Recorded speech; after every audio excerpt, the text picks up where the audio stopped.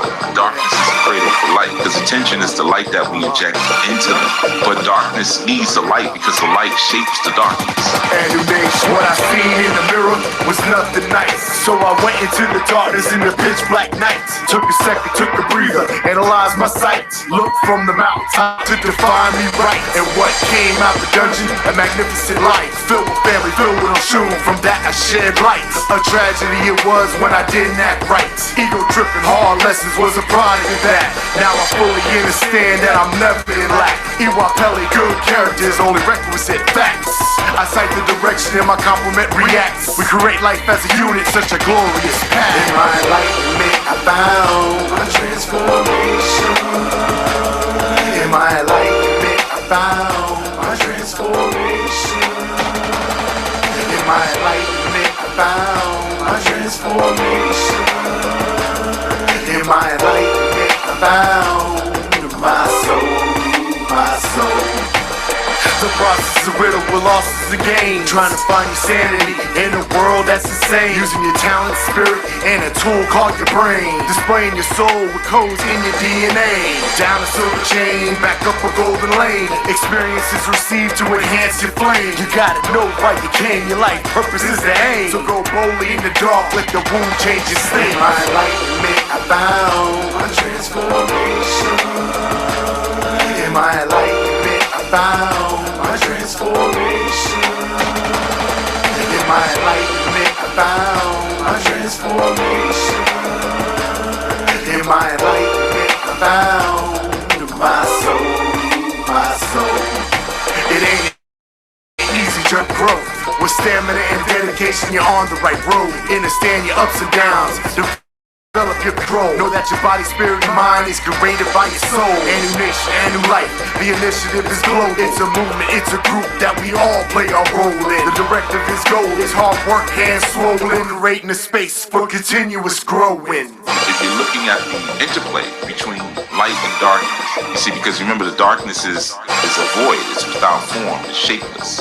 You see, it wants for nothing, needs for nothing. It's the causeless cause. But when it receives light, it receives definition and form. In my enlightenment I found my transformation.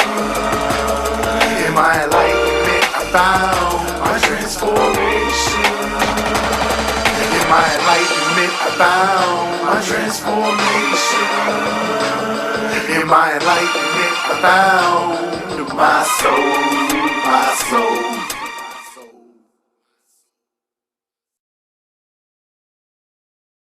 Paleo, Akbo Acto.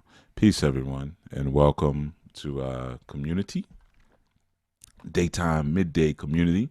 Peace to everyone in the chat room. I see you filling in. You know, we started a little bit late today, which will probably always, will happen for a while on this particular, what's today, Wednesday, right?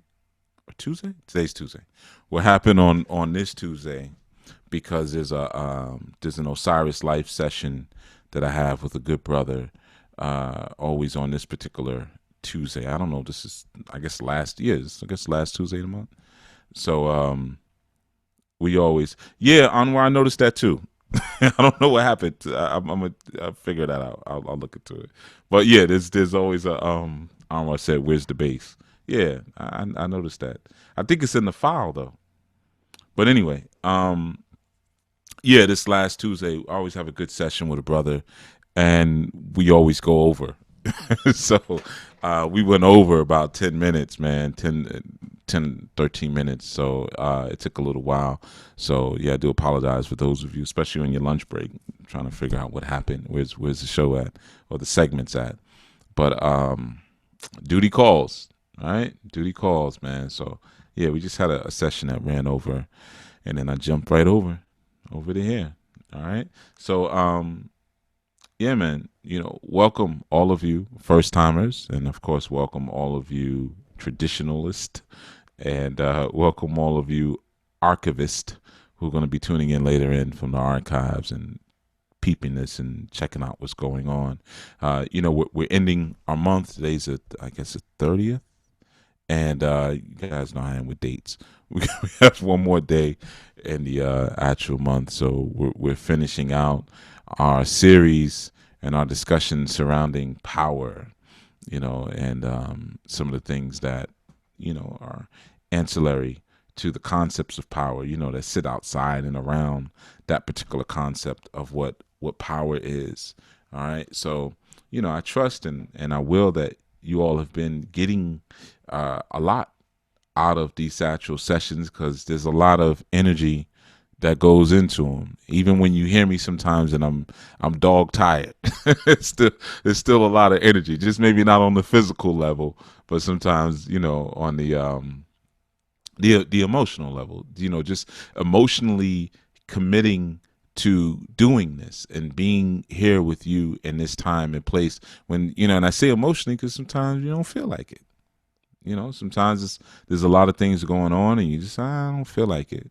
you know but you have to move beyond that, and like I say, when you're engaged in a revolution, it's not about what you want to do, it's about what needs to be done.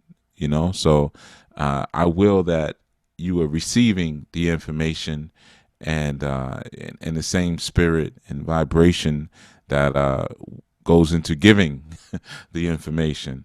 But yeah, I wanted to share a quote that I think many of you will be familiar with, by Dr. Wade Nobles. And I shared it earlier. Well, when I say earlier, in previous segments and sharing the quote, I didn't really go into defining or speaking about the principles of it, but just wanted to kind of speak on it in a cursory sense. But Dr. Wade Nobles, had dropped a gem on us in relationship to the concept of power when he said power is the ability to define reality and to have other people respond to your definition as if it were their own. So again, power is the ability to define reality and have other people respond to your definition as if it were their own. And that was his defining point, or one of his defining points. Because like I said, when you're dealing with concepts such as power, there's such a interplay of different concepts and ideas, that one could use to really bring light to what power is or what power could truly be, which makes it, it makes it almost a fun game of mental acrobatics, when you're able to figure out the root of something in terms of definition or defining it, but then at the same time learn other places where it can interchangeably be applied, and of course you have the semantics, of it, and then you also have the conceptual ideas, and they vary from different degrees, so Dr. Wade Noble's definition is one that I used for many years, because it worked, and in the context of where I was at that time, and I guess where I still am in some ways, it made a whole lot of sense when you start to look at some of the things that we practice and some of the distinctions of perspective that we make, and you find out later, through the course of time or through just the motivation of your own desires towards freedom and your own decision making, you find out that you've been persuaded to have those distinctions, or you've been persuaded in certain ways to, have your opinion swayed in certain ways. So, you start to see that, well, some people have had power in that sense. And there is a distinction between power and influence. I think I've shared this before. And I wanted to really just speak about, his quote in terms of the defining of reality, as I entitled the segment. And, how amazing it is to define your reality or to have reality defined for you. How amazing it is to have your world framed out as such. And there's so many different ways that we can have our world framed for us. One of the things that I've spoken about plenty of times, and I also share in our new spiritual training, is that language creates the perceptual framework for our reality. So those who may be bilingual or trilingual or quadrilingual, or pentalingual, You know, we can go further even from there. But you know, a lot of times the way they perceive the world and they perceive things is much different. That's why often it's easy to learn the third language after you learn the second language, because you break certain norms and certain ideas as it pertains to language. You know, like for instance, when you're looking at the English tongue, it's what we call a neutered language. Neutered meaning that okay, I'm breaking up. Thank you, appreciate that. Thank you, brother Shaga. So hopefully that will get us straight. What I just did. It's been doing that a lot lately. If y'all notice, the whole breaking up. And thank you, Taurine. But you know, hopefully it's clear now. You know, um, I'm gonna wait until somebody tells me it's clear, because you know I don't want to keep talking and it's not clear. Okay, clear. Thank you, Lo. Appreciate it. Um, so thank you, brother Shaga. Uh, so you know that defining of reality, man, is a really amazing thing. You know, when you're able to do it for yourself. Thank you, Sister Nicole. Wait up, should I even be talking to you? Was it, we got another Nicole in here? Mm, you know, snuck in.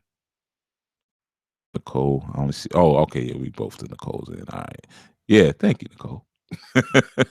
Thank you, Vivid Eye.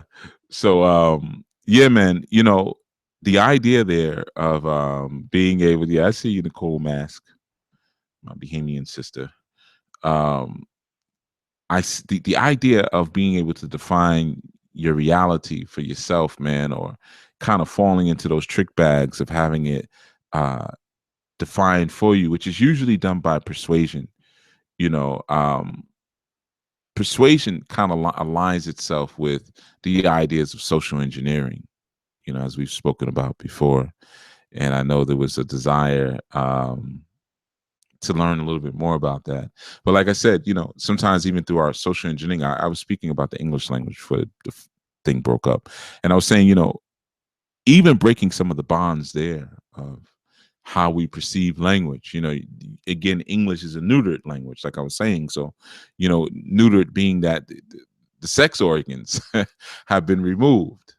You know, so you don't have masculine or feminine in terms of certain word value, you know, when you're speaking about certain things. And there are other languages that are similar, that are neutered in that sense. Of Arabic also, you know, but you know, where there's some of those, sometimes those languages are easier, you know, because they're neutered. But sometimes it makes it more difficult if you come from a paradigm of responding to or referring to something that's feminine or something that's masculine with distinction. You know, so once you get, thanks, Doreen, once you come into that idea, uh once you come into that idea that, yeah, there is a different way to perceive language. That means if there's a different way to perceive language, there would be a different way to perceive the world. You know, once you come into that ideation, it's beautiful, because you start to see that, well, hey, man, there's more going on here. There's more to uncover. There's more that sits upon the shoulders of reality that I have the possibility to unlock. You know, and you know, there's different perspectives, but like I said, usually persuasion is how we lose perspective. Lose Usually through persuasion we lose our ability to define our realities, because people are persuaded and all. I mean, you could put a gun to someone's head to persuade them. You know what I mean? People are persuaded a lot of times through trickery, unfortunately. You know, sometimes they're motivated to make certain choices or things like that based on um what someone wants for themselves. You know, like you have salespeople who can be very persuasive because they have you know, an individualistic agenda there. So they use persuasion as a means to get what they want. But you can have your definitions or your ideas or your concepts or your perspectives of reality changed and moved around via persuasion. You see, so social engineering would fit in that bucket. Like as a youth, myself as a child, I can always remember that there was a time period, or there never was not a time period, where I was not told, um, from a political and social perspective, who I was supposed to hate.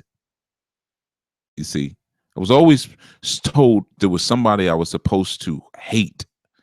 When I was young, I was supposed to hate Russians, or no, let me fix that. The Soviet Union, and I was supposed to hate communism. I was supposed to hate Cuba. I was supposed to hate the Japanese. I could kind of go through a list. Arabs was supposed to hate, but the Soviet Union topped all of them. Communism, and I was supposed to hate that. Based on what societal architects and engineers were persuading us to believe. This is where belief comes in. To believe. And then as you go, as time has changed, then now we direct our attention elsewhere. There was even a time when, Jews, you're supposed to hate the Jews and the Jews, and there was cartoons and things like the Smurfs, where you had Gargamel with the big nose and things like that, and we were supposed to hate him, and his evil cat Azrael, which of course is Israel. We're supposed to hate him, and really the Smurfs represented Marxism. They were, but you had all these different things. You had cartoons like Popeye, and Popeye, he would fight Bluto over olive oil, oil. So this is the U.S. Popeye represented a U.S. soldier, and Bluto was a Russian, and they would fight over oil. So it was always these different means and techniques and of persuasion that were given to us. Even watching cartoons and like Scooby-Doo, and you're supposed to be afraid of the ghost and afraid of the mummy. It was always either a ghost or a mummy that they were battling, and if it wasn't for you meddling kids, I would have got away from it.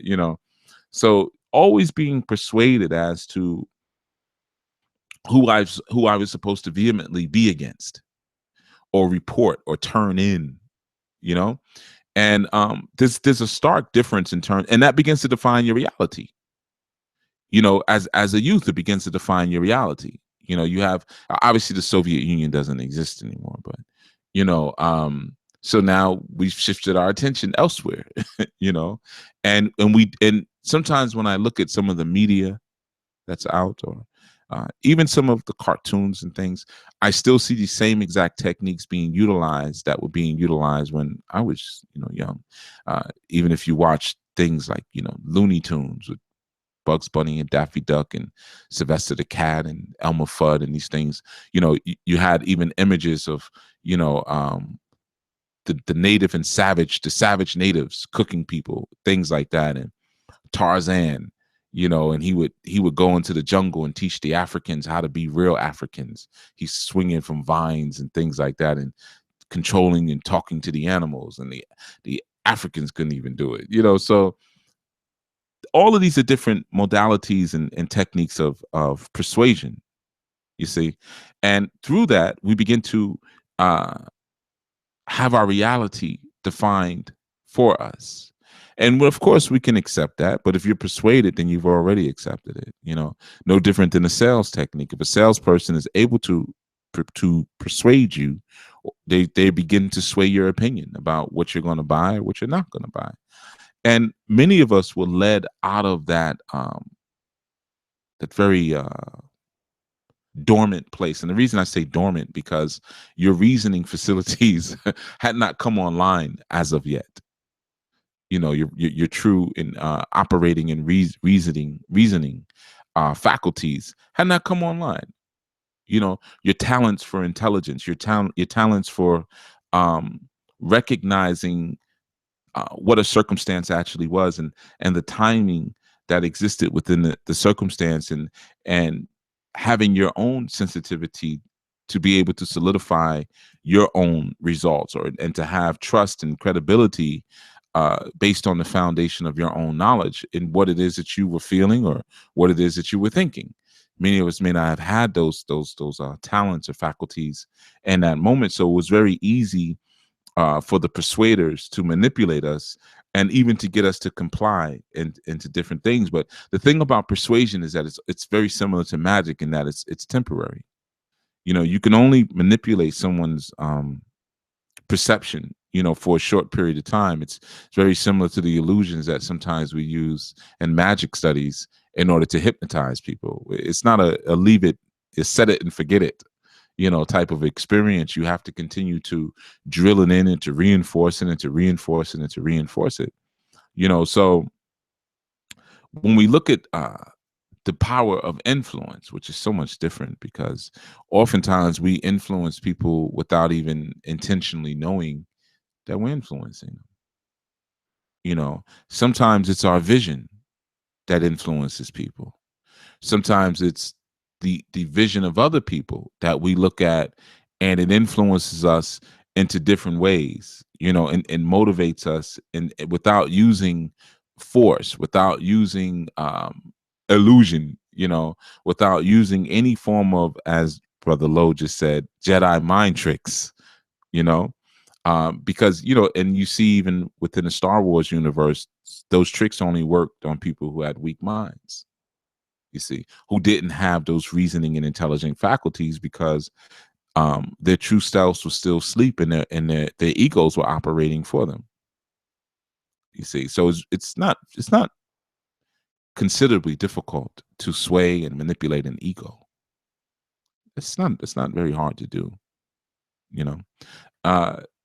but influence, again, sometimes you can influence people towards a certain reality. You may present the reality and say, okay, well, by my own modeling, or by my own behavior, I can show you that this reality is possible, you see. And that's a form of influence, and it usually is a bit more long standing, because it usually takes a little bit more time to influence people. So people start to see a measure of dedication. It's just like sometimes you may get into a relationship, and you can persuade someone to maybe give you their phone number or their email or their social media handle. You can persuade them to do that, right? So you can kind of open the door through persuasion. But if you don't do the right things, once you get in the door, you won't inspire them to necessarily have trust and credibility in you. So you won't inspire them through your influence. Now, to influence them, to have that, it takes time. It takes, predictability. It takes a measure of dedication in order to win someone over in that way.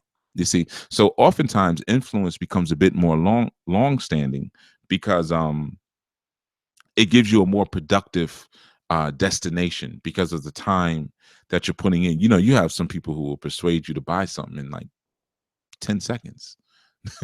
It could be very quick. That's why sometimes people who are really heavy into persuasion, they talk very fast, and they tend to talk in circles. It's very hard to dissect what it is that they're saying, and they may move around a lot.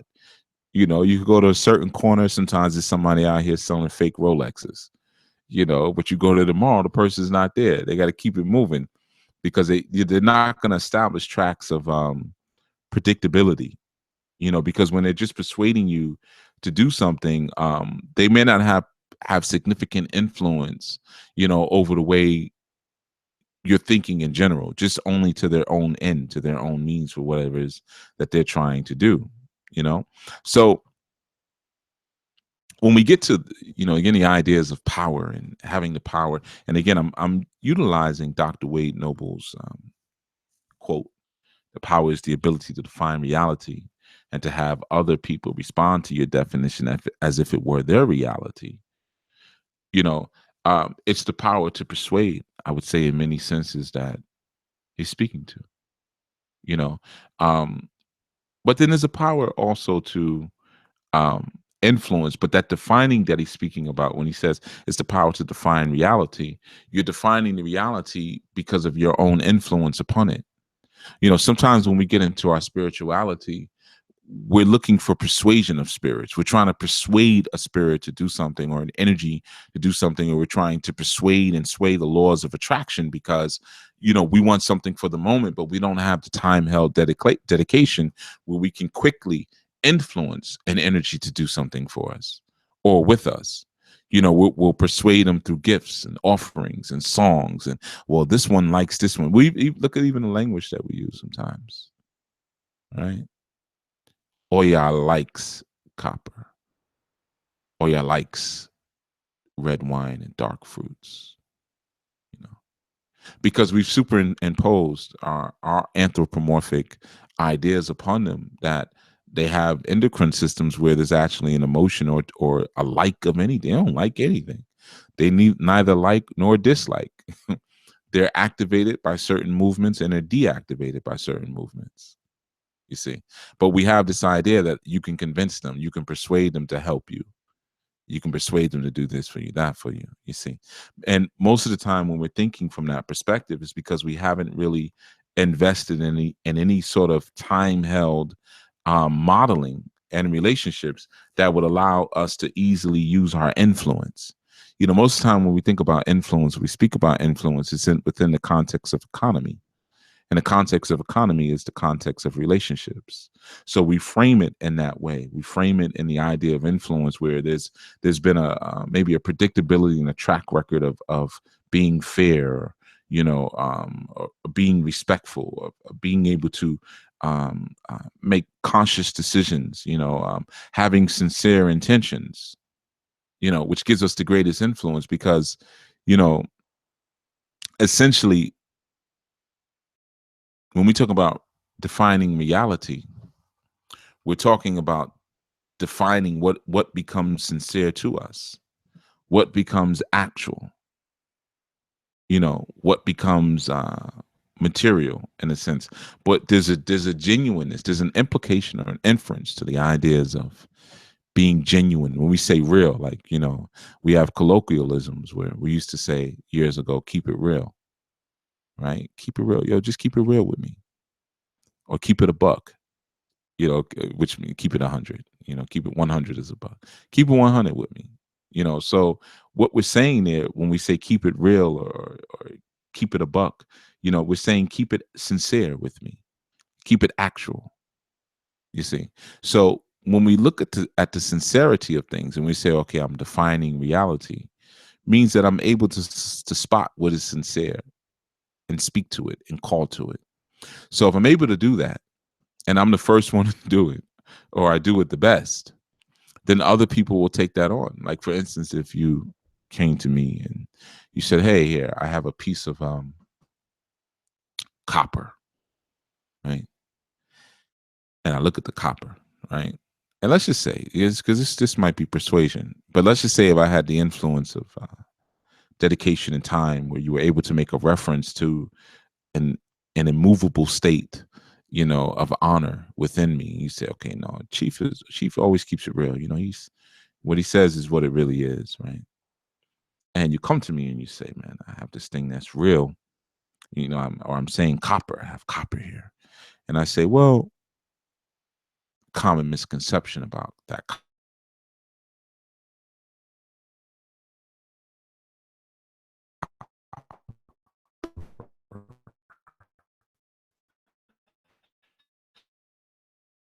We won't.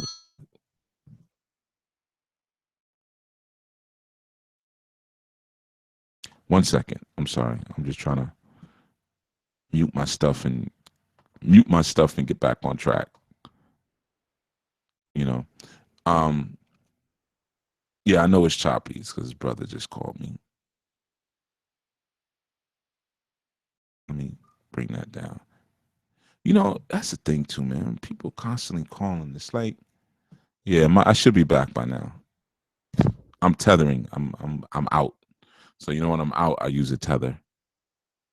You're up. Okay, cool. Thank you. Let me teach you all something about African culture. Do not tell a Nigerian that you will call him later. Because if you don't call him in a time period that he considers to be later, he's gonna call you back to back with no sense of pride.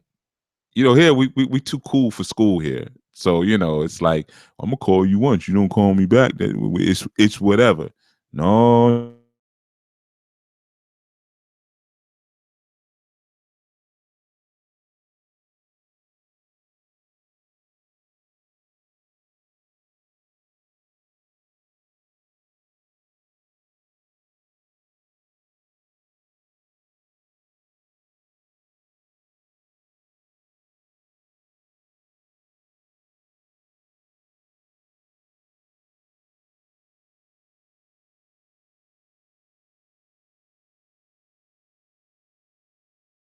I need to put my phone on do not disturb mode, because this is getting low, as it tends to.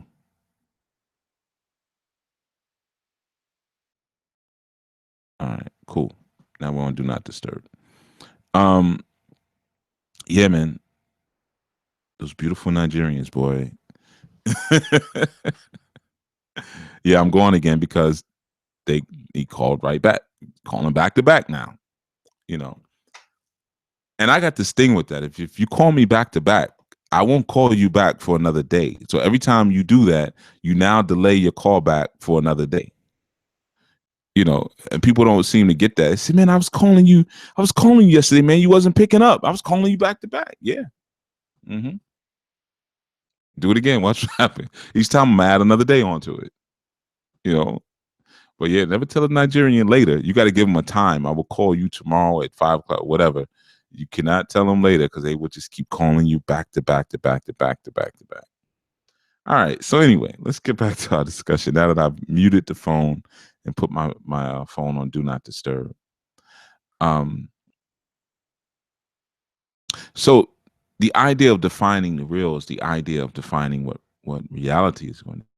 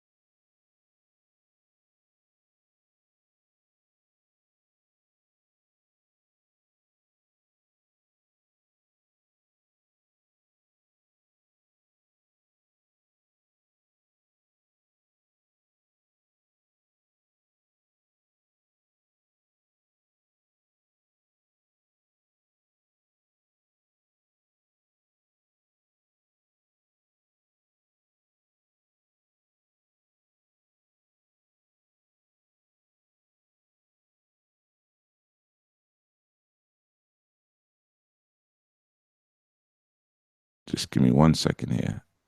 Give me 1 second. I know I went out for a moment. That's what happens because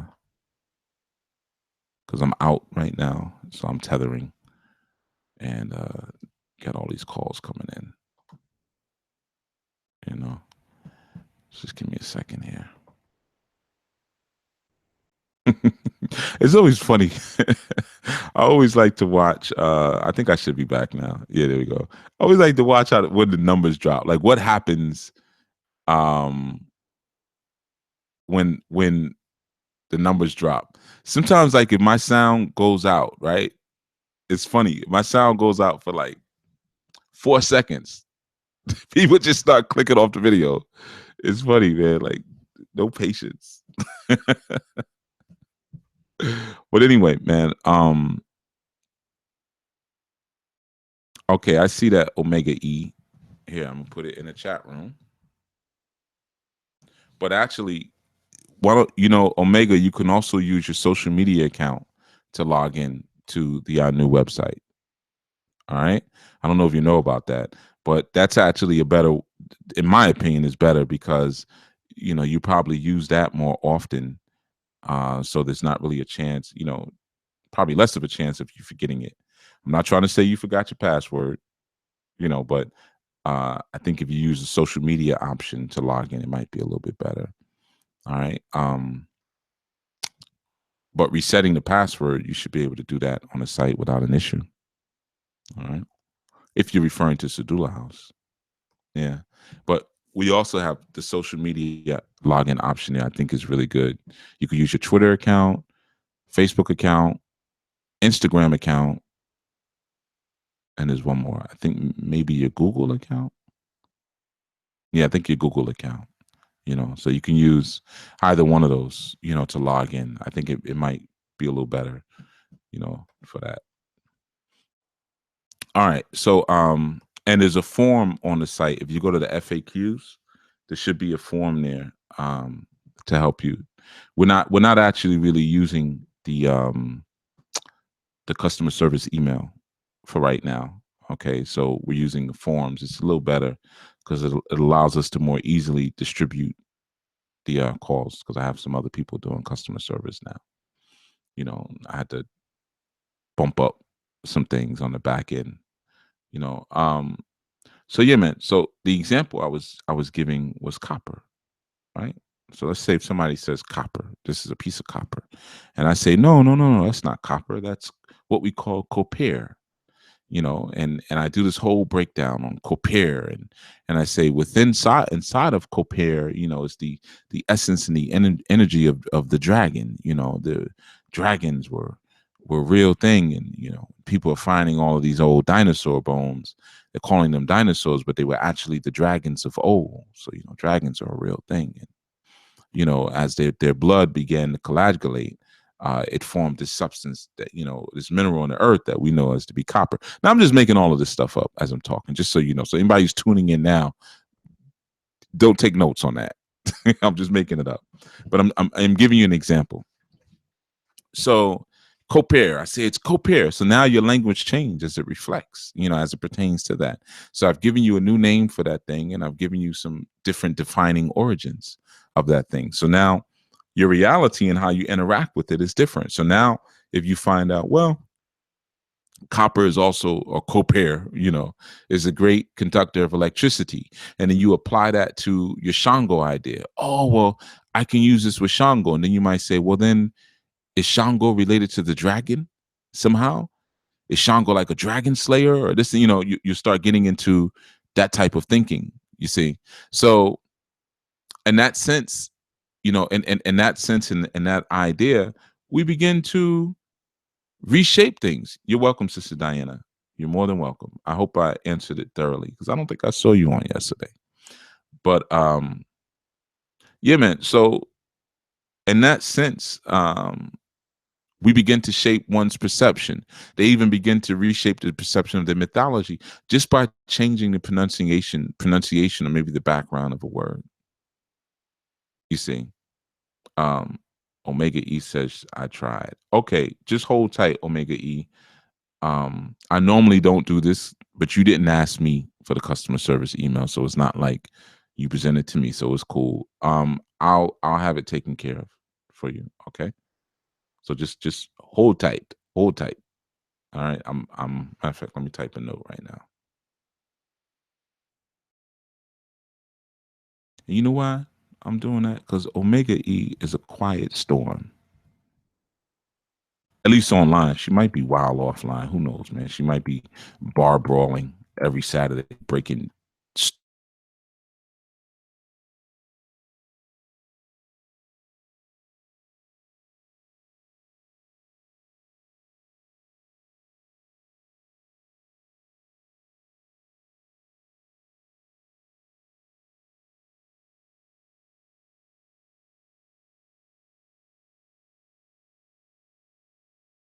I knew customer service.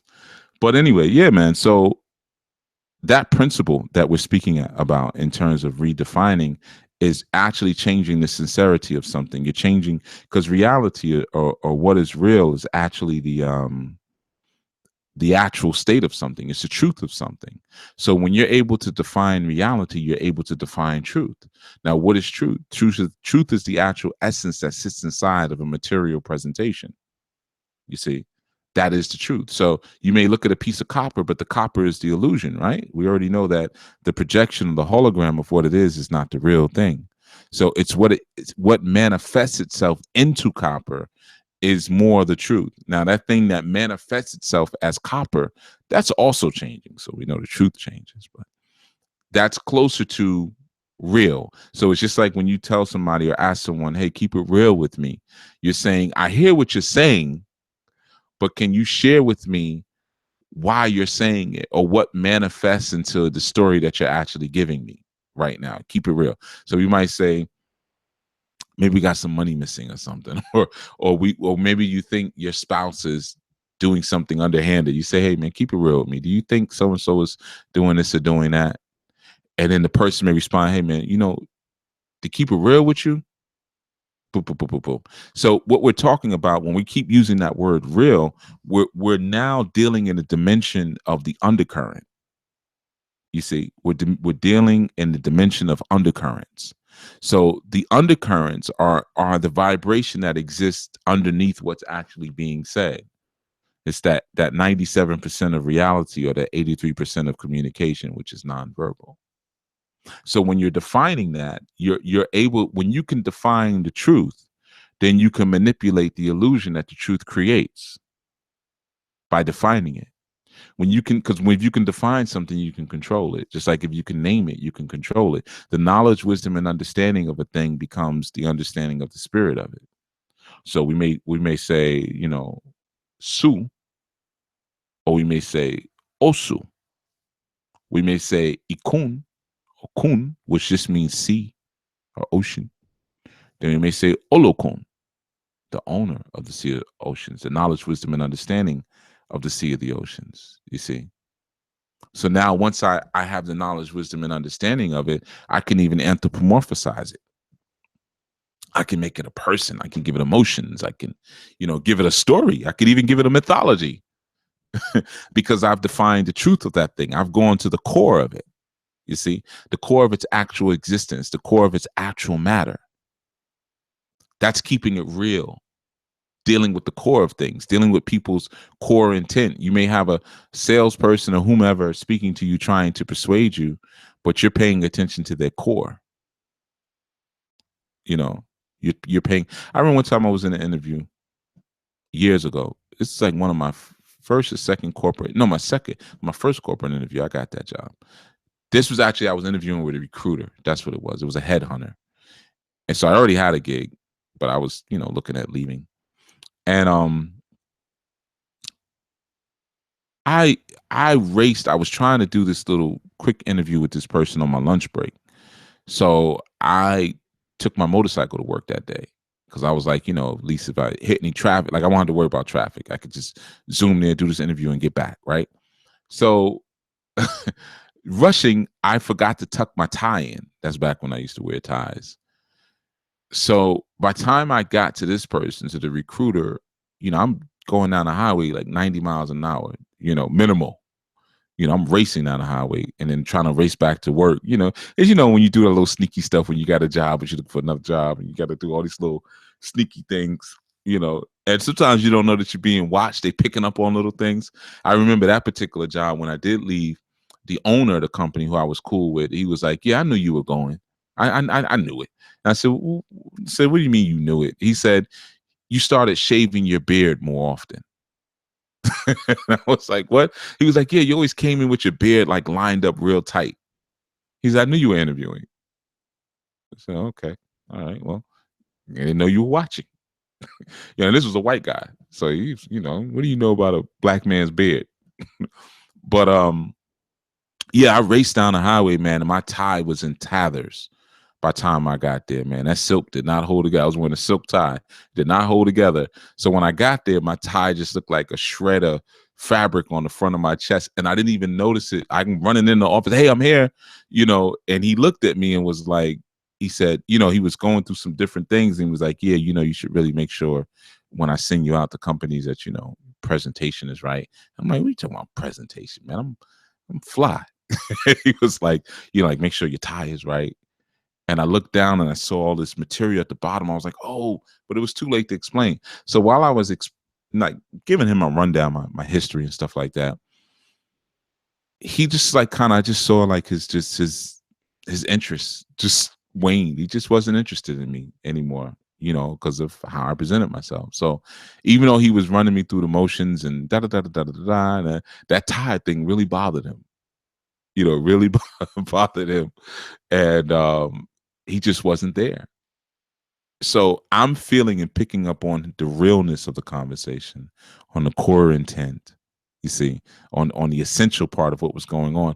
And I pretty much left early. You know, I felt I said, listen, you know, I really need to get back. So I said, I'm sorry, I'm gonna have to cut this short. You know, I was like, at this point, man, it's a wrap. I should have tucked my tie into my shirt before I got on the bike. You know, so when you're not functioning, so it's a dimension. So you have a dimension of falsity, and then you have a dimension of real. So when I contacted his more real self, I realized this is over. Interview's over. Get up and go. You know, I'm not paying any attention to you.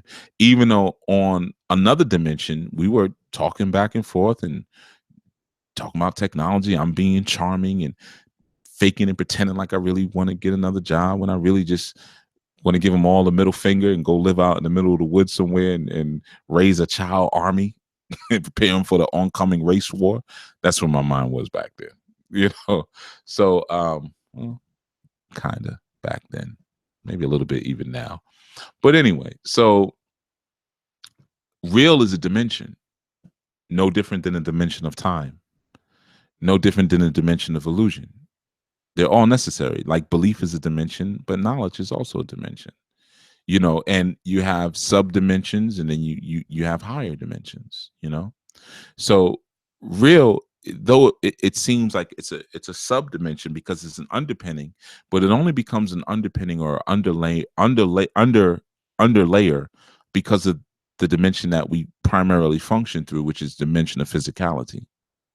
You see, so in this third dimensional reality, this third planet from the sun, we focus a little bit more on the tangibles, which of course is not always the wisest thing to do. When we become awakened, as we like to say, or enlightened, we begin to see things with our first eye, and we start to look at the authenticity or the actuality of what's actually happening in the moment. That's what's called keeping it real. So when we begin to define reality, what we're doing is we're looking at the undercurrent that's going on in the moment, and we're putting name to it. Like the person may be smiling, hey, and how's it going? But then our first eye will pick up an undercurrent, an undercurrent of bogusness, you know, undercurrent of fiction, and we say, oh man, this person's phony. You see, even though on one dimension, you know, because dimensions are just like angles. Like you can look at something from its length, or you could look at from its width, or, you know, from its depth. They're all just different dimensions: height, width, depth, time. You know, you may say, how long did it take you to get here? Well, now we're dealing with a dimension of time, right? But then a person may say, it took me 15 minutes to get here, but that's because I didn't really try. You know, I wasn't putting much effort into it. So now we're dealing with a dimension of work. You know, why didn't you put much effort into it? I was tired. So now we're dealing with a dimension of force. You know, so there's so many different dimensions that we can tap into to get what's going on, you know. And as you begin to operate and learn to define reality, you begin to see what dimension you need to plug into to find out what the heck is happening. You know, it's just like when you do readings, you tap into different energies to see who's talking. Is Oshun talking? Is Shango talking? Is Okun talking? You know, who do I need to tap into to see what the heck is going on and to get a solution for the actual situation? You see, so in that instance, you know, you begin to define your reality by seeing all of the sub things that the sub constitutes that make up and constitute your actual reality. You see, That's keeping it real. That's defining the reality. And I go in this deeper in our new spiritual training, but I thought it was relative based on Dr. Wade Noble's quote. That it was a good way to take that quote and maybe even introduce it to people who've never heard of Dr. Wade Noble and introduce him to you. He's the author of several books, but his quote, power is the ability to define reality and to have other people respond to it, to your definition as if it were their own. Because I can make you respond to my definition of something if I'm able to communicate with the undergarment and the true authenticity of that reality. I can then reshape it, or I can create another spirit from it. You see, so I can give you different ways to connect to it. So you look at copper, and maybe your connection to Oya causes you to see copper as a different thing because of how it's been, the undergarment of it has been defined to you. Or you may look at electricity and define it as something different. You say, oh, Shango's really putting in work right now, just because you saw electricity. Or you may look at a stream and say, you may start talking and speaking to Mama Oshun, you see, because of that. So it is that supreme and prime ability to connect to the undercurrent of something, but also at the same time to create from that real undercurrent that becomes the power and the phenomenon of defining reality. If you can define something, then you can control it, right? So you can open up yourself through someone's persuasion. That happens a lot of times. In this society, you're persuaded, sometimes through forceful means, sometimes through psychological coercion or brutal coercion. You're forced to take on a certain identity, to be redefined. Your name is Toby, Kunta, Toby, Kunta, Toby. You see? So through forceful coercion, you're persuaded, but is it permanent? No, because I still know that I'm Kunta. You haven't influenced me long enough with your model. But as time goes by, I may start saying Toby. It'd be Toby, Toby, Toby, Toby, because of the predictability and the constants of what I've been influenced by. And that could be food, music, culture, consistent and predictable brutality. If I do this, that's going to happen. Punishment and rewards. Or it could be good things. Sometimes we, like I said, we model a certain vision and people buy into that vision. That becomes the influencer. All right, I'm going to the chat. I'm going to get out of here in a minute. Questions. Sequoia says, when you're able to pick up on the realness of a situation like the one you explained, is that the gift of being a highly sensitive person? No, not necessarily. We have different talents, all of us, and different talents just mean different faculties. So, like I said, I can put a box in front of you and you can feel how wide the box is. You can feel how high the box is. You can feel how the depth of the box, and then you can even lift the box up and feel the weight of the box. So it's just learning to explore the different dimensions. So when you meet someone, there's different levels of communication that occur. And when you become more self-aware of how you communicate on different levels, you become more aware of how others communicate on different levels. And sometimes through our sensitivity, we can interpret what it is that we're feeling. Or sometimes most people who claim themselves to, who take on that title of being highly sensitive, they're a problem. People who are usually highly sensitive are usually paranoid for no reason. Because most people who really truly working around, because I'm a sensitive person, I know that, but certain language leaves certain clues. It's just like if someone says something like, it's not that I'm rude or arrogant or combative, but I just don't like people trying to play me. Right? As soon as you hear that, you kind of already know, no, this is a person who's rude and combative, or this is an angry person, and what they're calling being sensitive to what people are saying or doing is their misinterpretation of things, because it's not so much sensitivity, but they have emotional imbalance, or an emotional egoic imbalance. So, it's just feeling out the different dimensions. So me going into a room and having a conversation with him, there were certain things that were happening in the moment where I want to pull all the information. I just don't want to, because the conversation we can have on the phone. It's just like there was a reason he wanted me to come to the office. And I said it while I was there. I was actually joking with him. I said, yeah, you wanted to see if I was crazy, especially because of my name. So back then, when people would hear my name, they wouldn't know what the heck they're getting. They know it wasn't a white guy, but they don't know what it is, So they would always want to see me. Hey, come on down to the office. Come on down so we can meet. We can talk further. Yeah, I know what you want. You want to see, who has this kind of name, in this industry. So that's wanting to have a dialogue or an exchange across multiple dimensions. Yeah, we heard him on the phone, and my white voice is impeccable. I've never done my white voice on air because I haven't had to use it in many, many years, but I have an impeccable white voice, so so I knew how to use that, when it came, and I even know the music and everything. I had the examples to bring up, the activities. I own a snowboard. I used to snowboard. So I mean, I even have the activities. Like I can really play it off on the phone. I take a lot of this bass out, cut all the bass out, because that's the dead giveaway. When you hear the bass, it's like he sound dark. He sounds like a darky when you hear the bass. But yeah, man.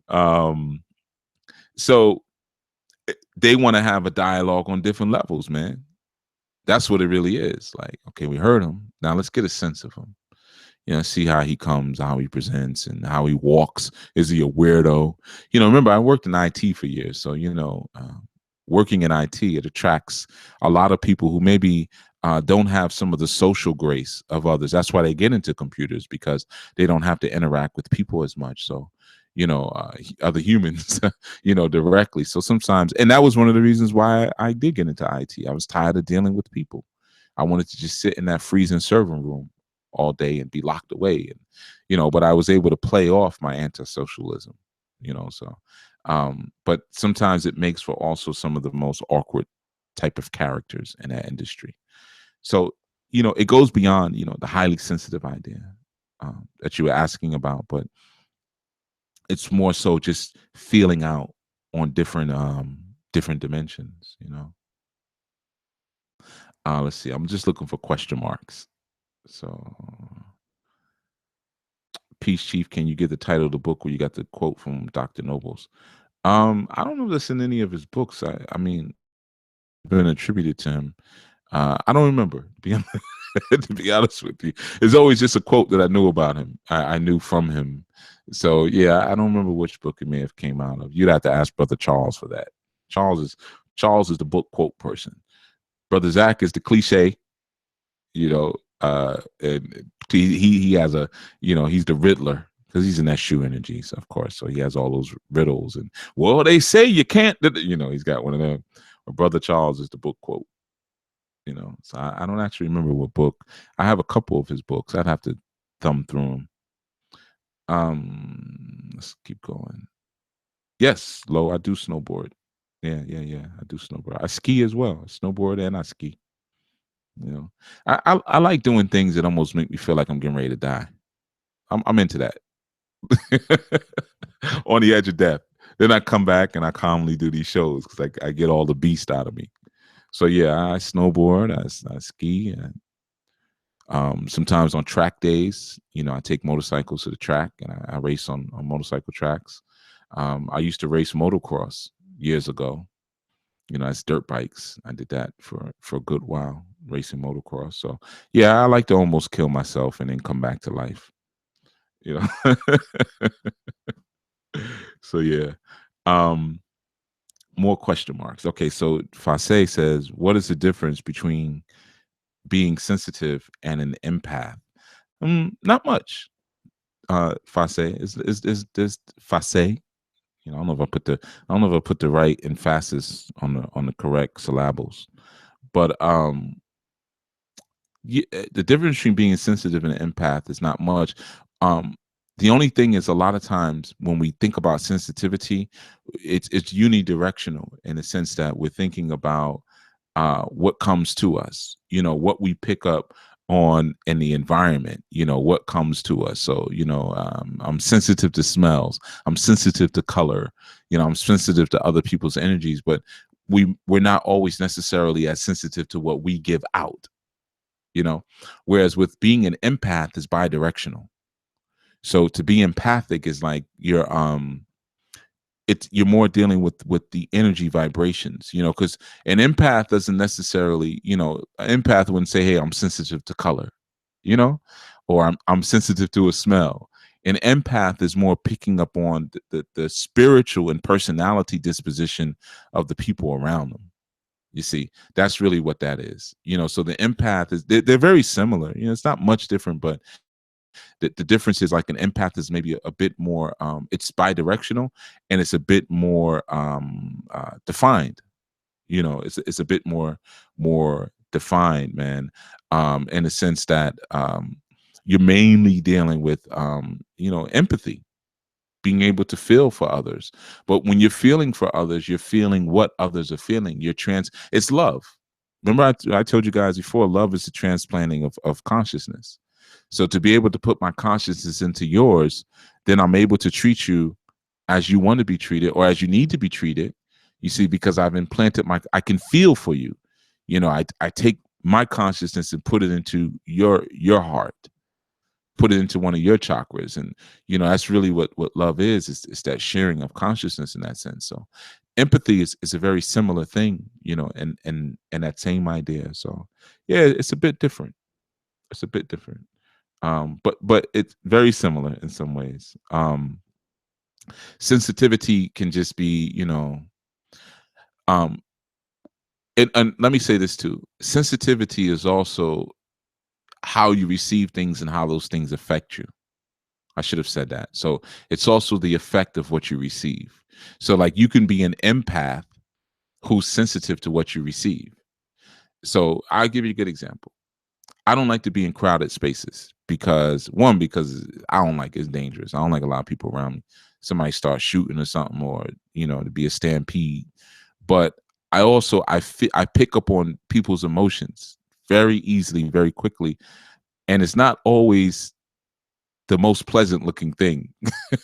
I've been in spaces before, especially when I used to do a lot of rites of passage work. I was doing a lot of work with young men and women who were in some very destitute situations. You know, I also did a lot of work in prisons and youth facilities for years.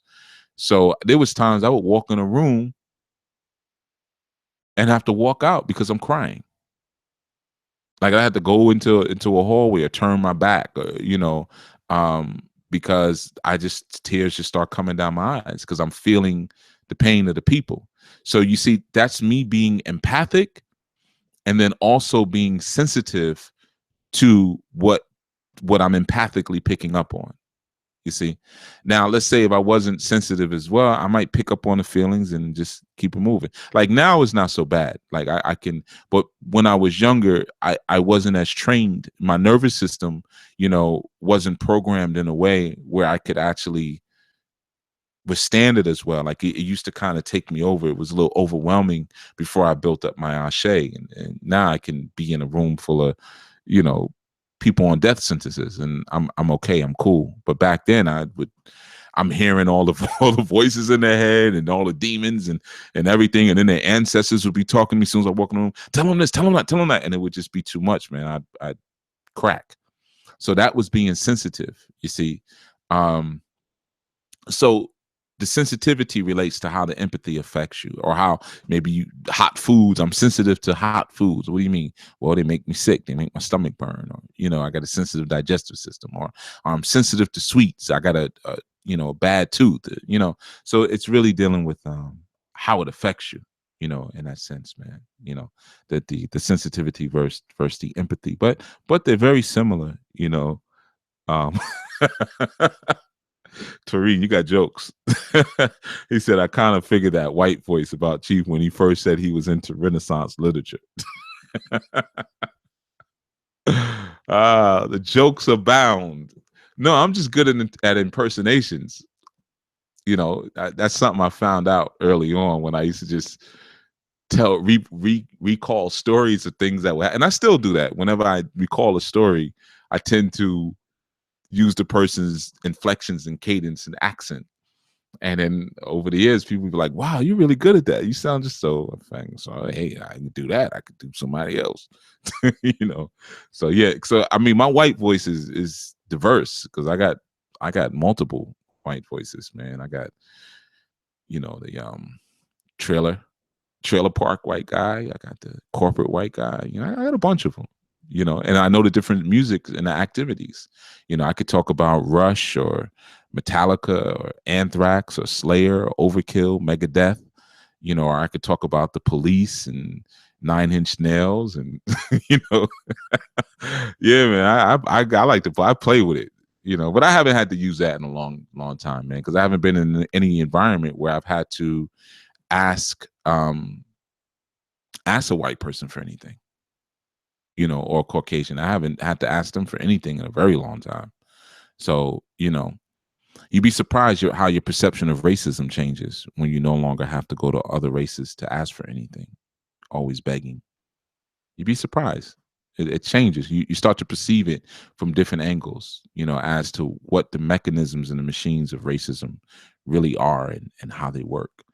Lo says, you're so cool, Chief. Nah, man, I do all those activities because it keeps me sane, man. You know, this work is heavy, man. It's a mortal work. You know, you're dealing with people who are dying or on a deathbed or are absolutely insane, and it's a thankless work. You've heard me say that in the beginning of shows many times, man. This is a thankless work. You know, so you have to have those opportunities where you can, you know, holler, I should say, or you can feel, well, for me, everybody's different. So let me not put that on everyone, man. You know, when we live in a society, man, where masculinity is extremely suppressed, man. So, you know, if you stand up to do anything masculine, unless you're a cop, cops are allowed to carry guns and snort cocaine and have sex with hookers and without paying them, you know, and lock people up and beat people up. And, you know, the only thing similar to that would be hockey. And then I guess your next phase down from hockey would be professional wrestling, you know, where you get to see some expressions of that, even though it's done in an unhealthy way, you know. So sometimes the suppression of said manhood, you know, leads to some very extreme activities. But I like extremities because I came to the planet with a body. You know, so based on coming to the planet with a body, I want to see everything that it does. I want to enjoy the full somatic experience because spiritually I go deep.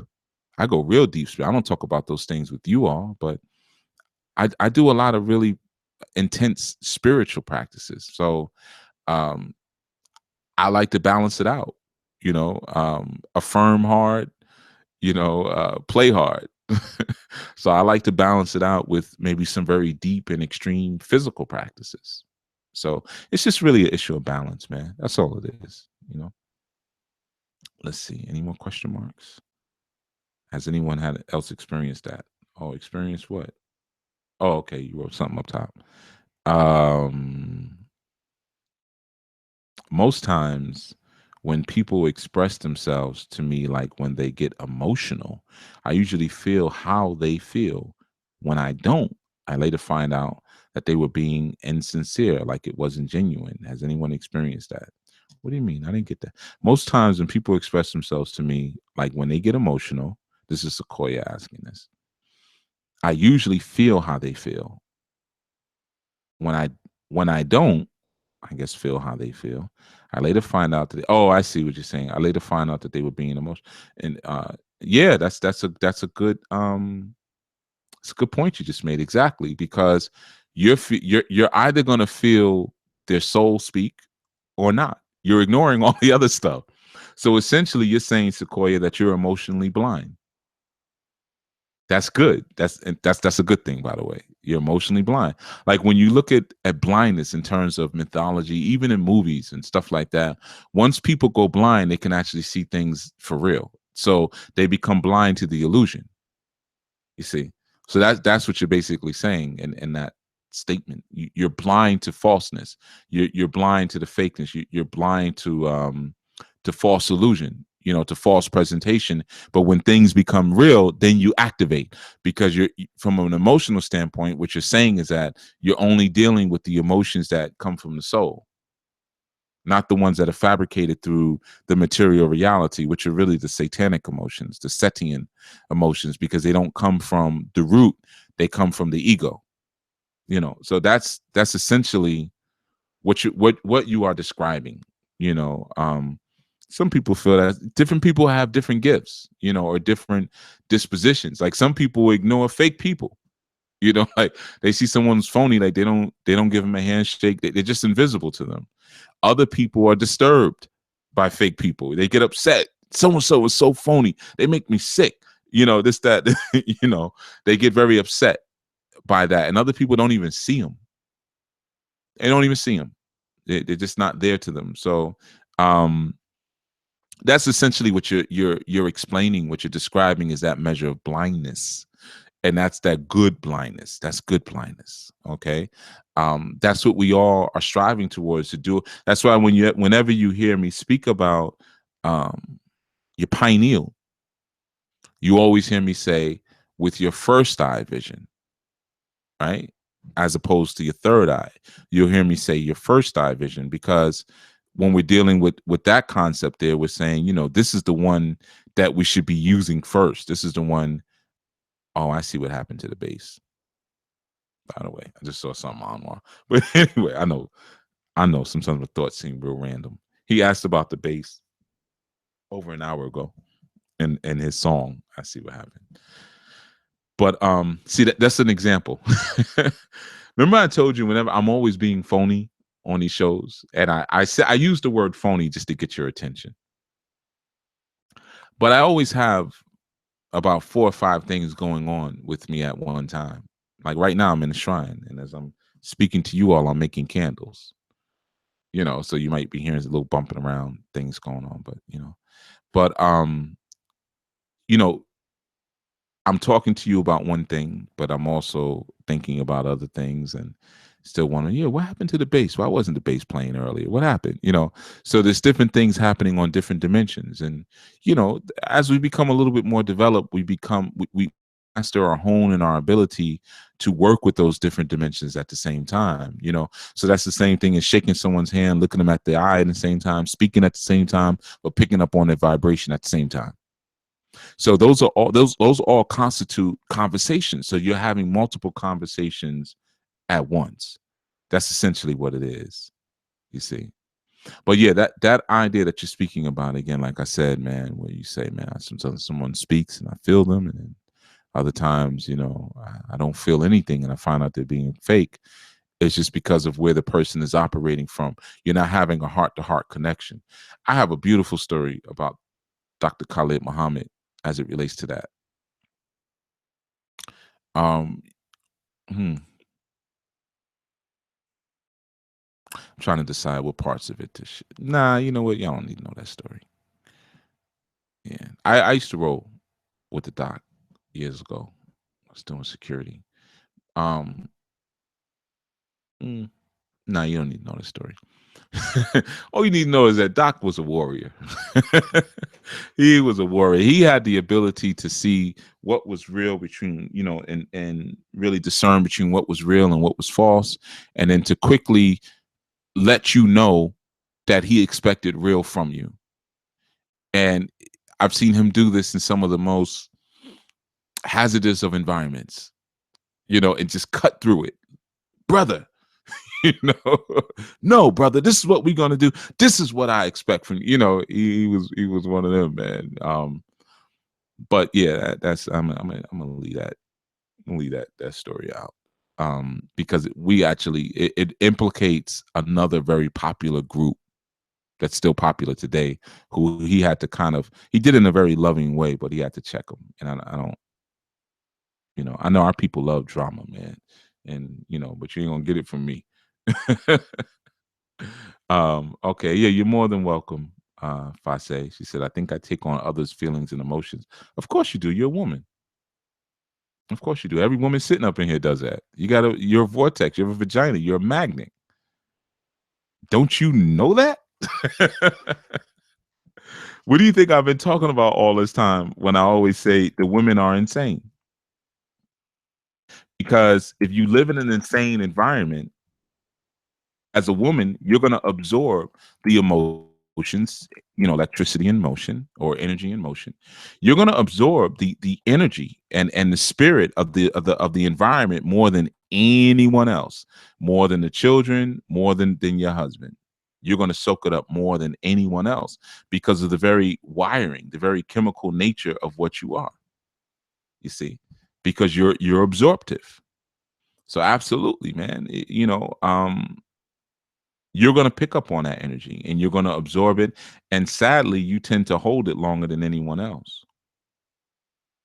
Even look at it in terms of STDs. Like they often say, it's much easier for a woman to maintain or to have or to catch an STD than a man. You're holding that energy. I mean, you have sexually transmitted diseases and you have spiritually transmitted diseases. But you being an absorptive sponge is what keeps them with you and brings them in. Now, it doesn't mean that you should cease to be absorptive because, there's a vulnerability there. That's where we get into the ideas of being covered and protected. See, when you hear me talk about that, that's why every woman needs a covering. Every woman needs a man, because what he provides is in a sense is that filtering, is that protective covering to keep everything from coming in, where he can say, listen, man, I don't want you talking to my wife. Don't come by the house. I'll meet you at your house and things like that, or put her into an environment where she's not totally and completely exposed to the world in a sense, because she's going to pick up on all those energies. Like even when we did the shows, a while ago last year, we were talking about male and female relationships a lot. We had to stop them because Kim had even expressed, like, she was like, these shows are depleting me. Because people, she of course was reading the comments. And I said, and I said, never read the comments. Don't read the comments.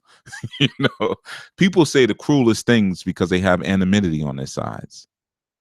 They're not in your face. They're in your face, you might wrap your hands around their neck.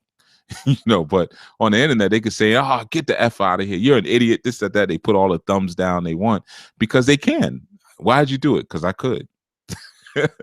But as a woman, sometimes you process those things. I'm not saying that men don't, but sometimes men, it's just like little boys versus little girls. Sometimes little boys just don't listen. They're so wrapped up in whatever they're trying to do in the moment that you literally have to grab them by the shoulder or by the ear or by the arm and say, I said, come over here. Because they're expansive. They're doing their own thing. Whereas the girls will sit there and process and cry and, he called me a crybaby. They're absorptive, man. So you see it even with little children. You see it with little children. And that's why sometimes even when you have boys play with girls, you have to teach the boys what not to do. The girls they'll start in with their manipulations. No, we're going to play this. You stand there. They'll start with that. But the boys will say whatever, because they're just used to that brutal honesty with each other. And they don't realize you can't talk to a girl like that. You got to teach them like what not to say to the girls and things like that, So yeah, it's that psychological wiring and disposition that we all come with. And women, yeah, you guys are absorptive, man. You're absorptive. That's why even when you're carrying children, you got to be, I don't when I'm having youth, I let the sisters know, like, all right, TV goes off.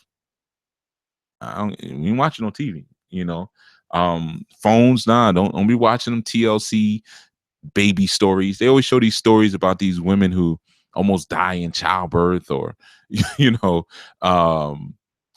have all these complications. They're worried about. Nah, you ain't watching none of that. You ain't watching nothing violent. You're not watching anything heartbreaking.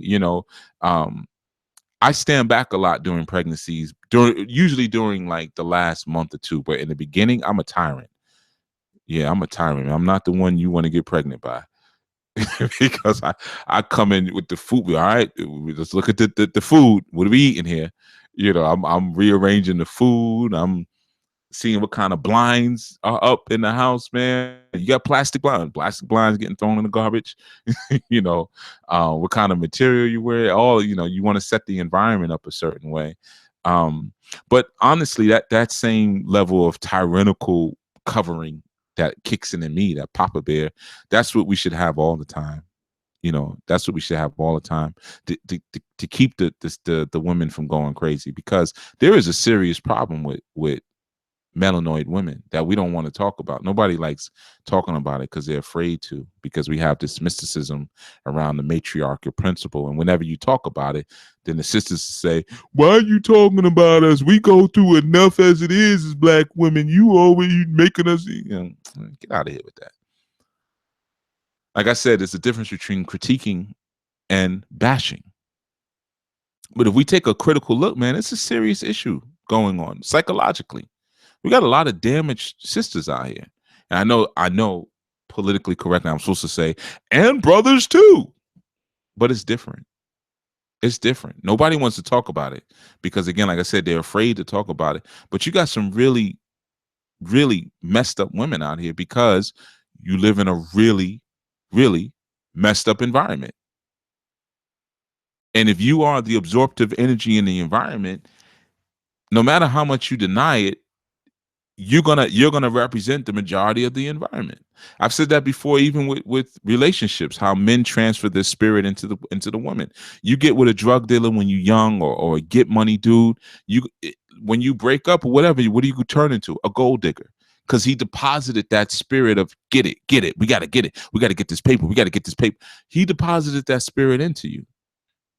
And sometimes you might have messed with that guy when you was 15 years old, and then you talk to that woman, she'll be 50, and she's still a gold digger. You see, things linger. Spirits tend to linger and stay around a long time if you don't recognize and know how you still feel feeding them. But that's a serious issue that is not talked about enough because people are afraid. But if it was your daughter, if you looked in your family, you said,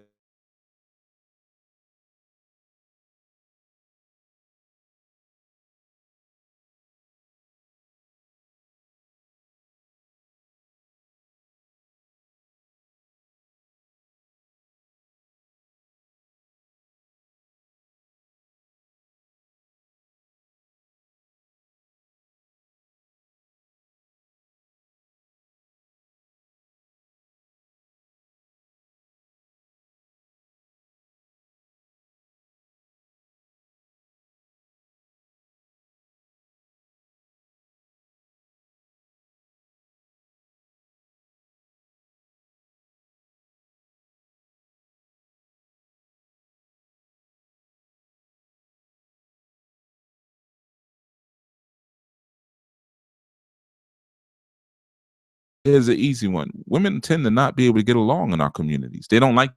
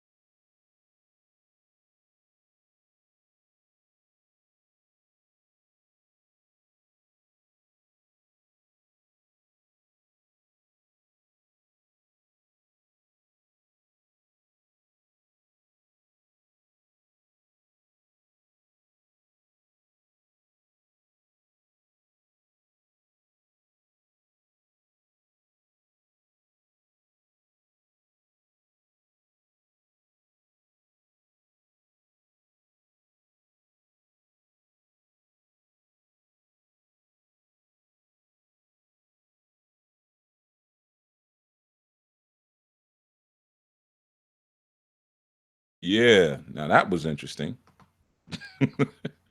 That was really interesting. I don't what just happened just now. That was really interesting. The show just ended on its own. I didn't press anything. I don't know if you all can still hear me. Let's see. The audio is out. Can you hear me now? That was very interesting.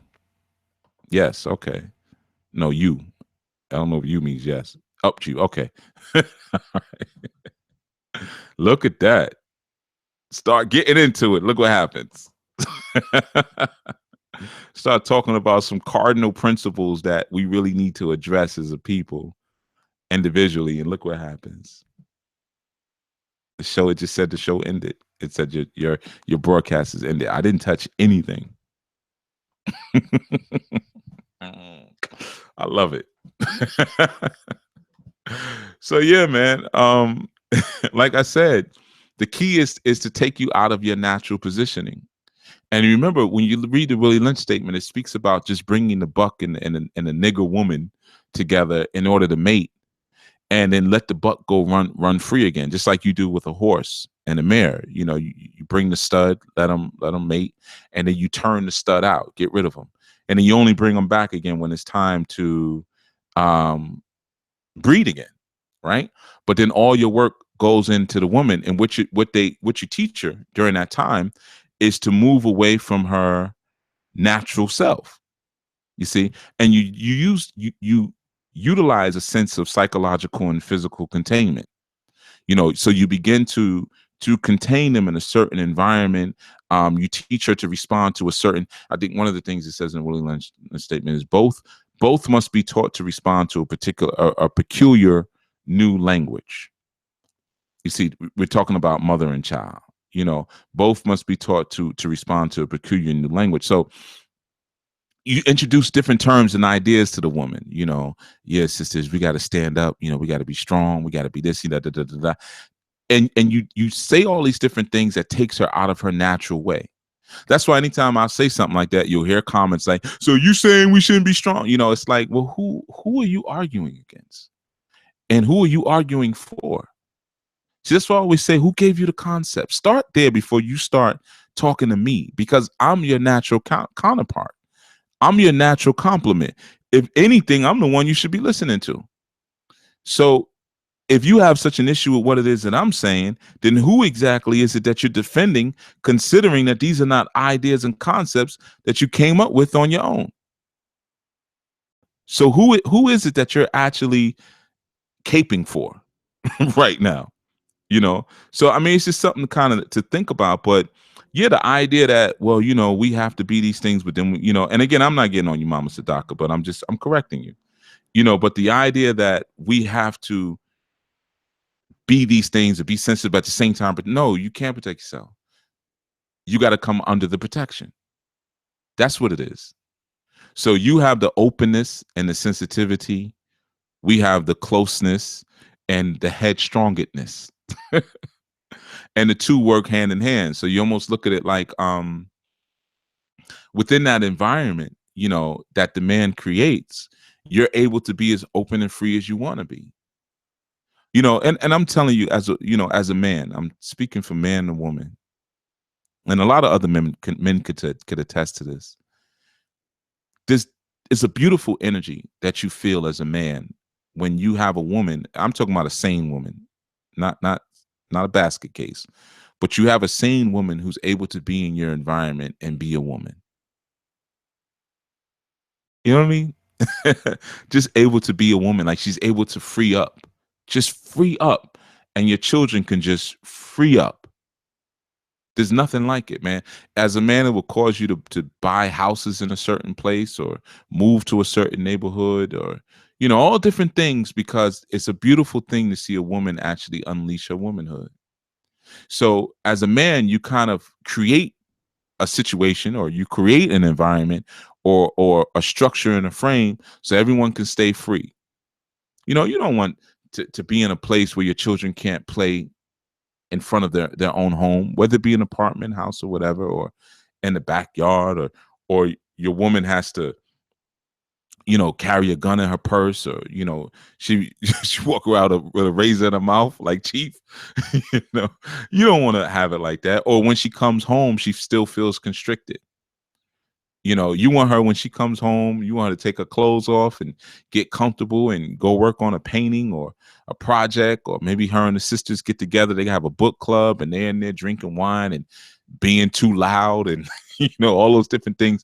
But you want her to free up in that sense, So that's what I mean. When you start to really understand the initiatives of Willie Lynch's, and regardless of what people want to say, well, you didn't speak like that back, man. That's the same. It's the same thing people do when you outline a situation and a problem that's clearly present in the community, and they say, well, why don't you say it like this though? Hey, Chief, if you weren't so direct and so harsh, maybe more people would listen to your message. I don't give a F about more people listening to the message. I only care about the people who are asking and wanting help and who are vibrating on the frequency that I bring, because there's many frequencies. You ain't got to vibe with this one. But see, let's look at the truth of what's being said. Let's look at the authenticity of it. Don't get so caught up in the covering. Get to the realness of it. You see, is this a true process that we see that's going on? This whole process of keep the body, keep the mind, keep the body, take the mind. Is that a real process that was given to us in Willie Lynchism? Or the idea that if you break the female mother, that she'll break the offsprings in the early years of their development? Is that a real thing? So when we start to look at our community and say, well, damn, man, the ghettos are matriarchies. The ghettos are I don't care what you say, but man, the ghettos are they're ran by women. And look at what the ghettos are. Now, that's intentional. We didn't build the ghetto as melanoid people. So we'll say, well, they're the way because the men, they don't stick around. Nah, man, that was all planned. There was a project, there was a process there to drive the men away. Just same way you make the horses together. Because what did he tell you in the Willie Lynch letter? The same way you deal with a wild horse is how you deal with a wild nigger. And that was the phraseology that was used. Right? You bring the male in just to breed the stud. The stud will breed with the mare, and then you let him loose again. You let him go. But you keep him contained, but you let him think he's running free. So what you got in the ghetto? You got dudes, they mate with women or females, right? Of course, they don't know anything about relationships. So, she's wilding out, she's bugging out, he's wilding out, he's bugging out, he leaves. But what does he do? He moves back in his mother's house, which is just 4 blocks down in the same ghetto. Then once in a while, because they got this weird off and on relationship, once in a while they come back and they breed again. And then what does he do? He moves in with, now maybe he has another baby mama. He moves in with his other baby mother.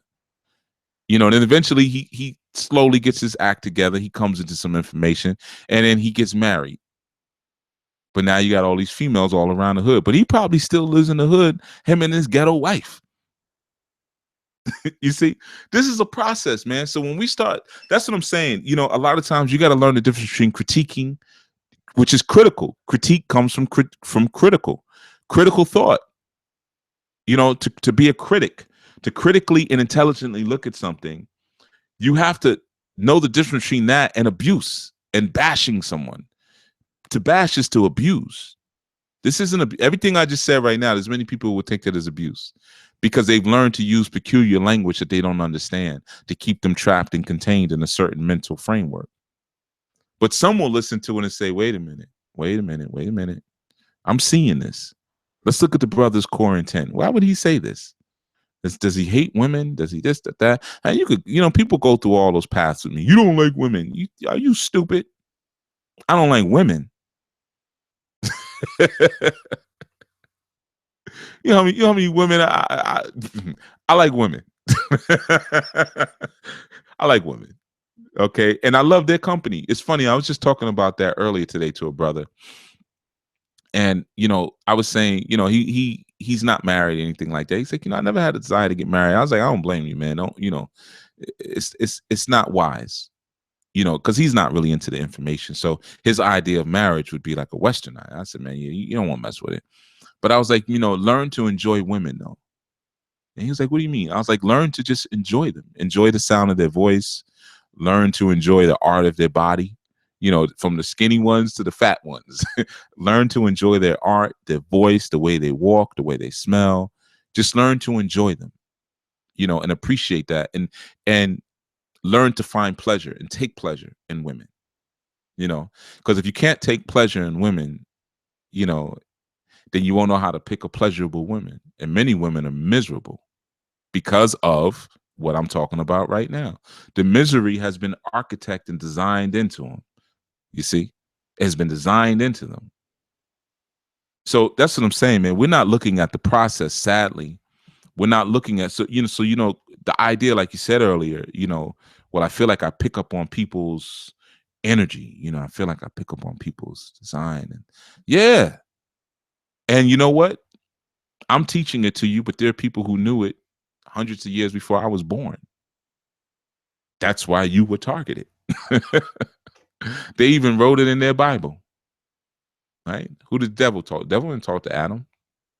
Or the serpent. Let me say, because it wasn't even the devil, it was the serpent. Serpent didn't talk to Adam. Serpent talked to Eve. I'm going to talk to the one who's easiest to persuade. This one has already been given directives. So I'm going to teach her how to create a false a false version of what God has already created, because that's what happens. So it's the same way you had an NBA. Well, we want the WNBA. You have different movements of men trying to reclaim their masculinity. Then what the recessive follows. Now, women, we need to reclaim our femininity. You're always going to create a false version of what we've done until you figure out your own feminine power and say, wait a minute, we got some other cool stuff going on here that we need to be diving into, that we need to be jumping into, because again, the idea of I'm going to be all woman, but then I got to psychologically, emotionally, and physically, you can't do all that stuff because you ain't even wise enough to do it. I told you, women are the world's suckers. Why do you think the church is filled with women? The mosques are filled with women. They're very easily persuaded. The conscious community is filled with females. And you got a bunch of clowns who's standing on gymnasium floors and podiums, and they're pandering to the females. Because it's real easy to do it. All I got to do is call you a queen. And you're sold. Peace, queen.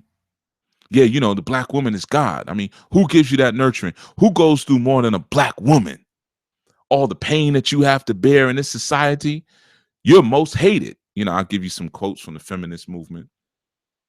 You're the most hated woman on the planet, the most highly raped woman on the planet, the most highly sought after woman on the planet. Every woman on the planet wants to look like you. All that nonsense. Just keep pumping it in your ears. And it's really disrespectful, and you guys don't even realize it. They're disrespecting you because they're saying you're a sucker. You're an easy mark. Watch this. Watch me work this crowd. Watch me work the room. All I got to do is gas these sisters' heads up. No one's going to say, listen, you ain't no queen, man. You got to earn your queendom.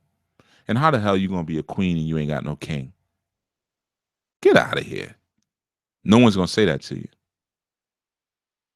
Or you bouncing around from man to man in an incestuous way in the conscious community because some fool told you to have a bunch of children. That makes you a queen mother. That don't make you a queen mother just because you put a head wrap on. That makes you a slut and irresponsible. That's the word that we have for that. You probably ain't even a hoe because you probably ain't even getting paid for it. You just a slut. If you hoeing, that's different. More power to you. Get your money, girl. See, they're not going to tell you that, though. They're just going to pander to you because you're an absorptive energy.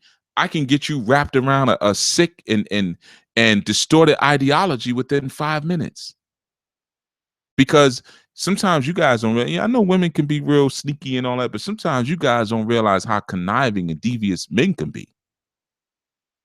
They study this stuff, man. They'll read a book on the Kama Sutra, or, they'll understand and learn about female nature. Oh, they're negative energy. They're absorptive. They're contractive.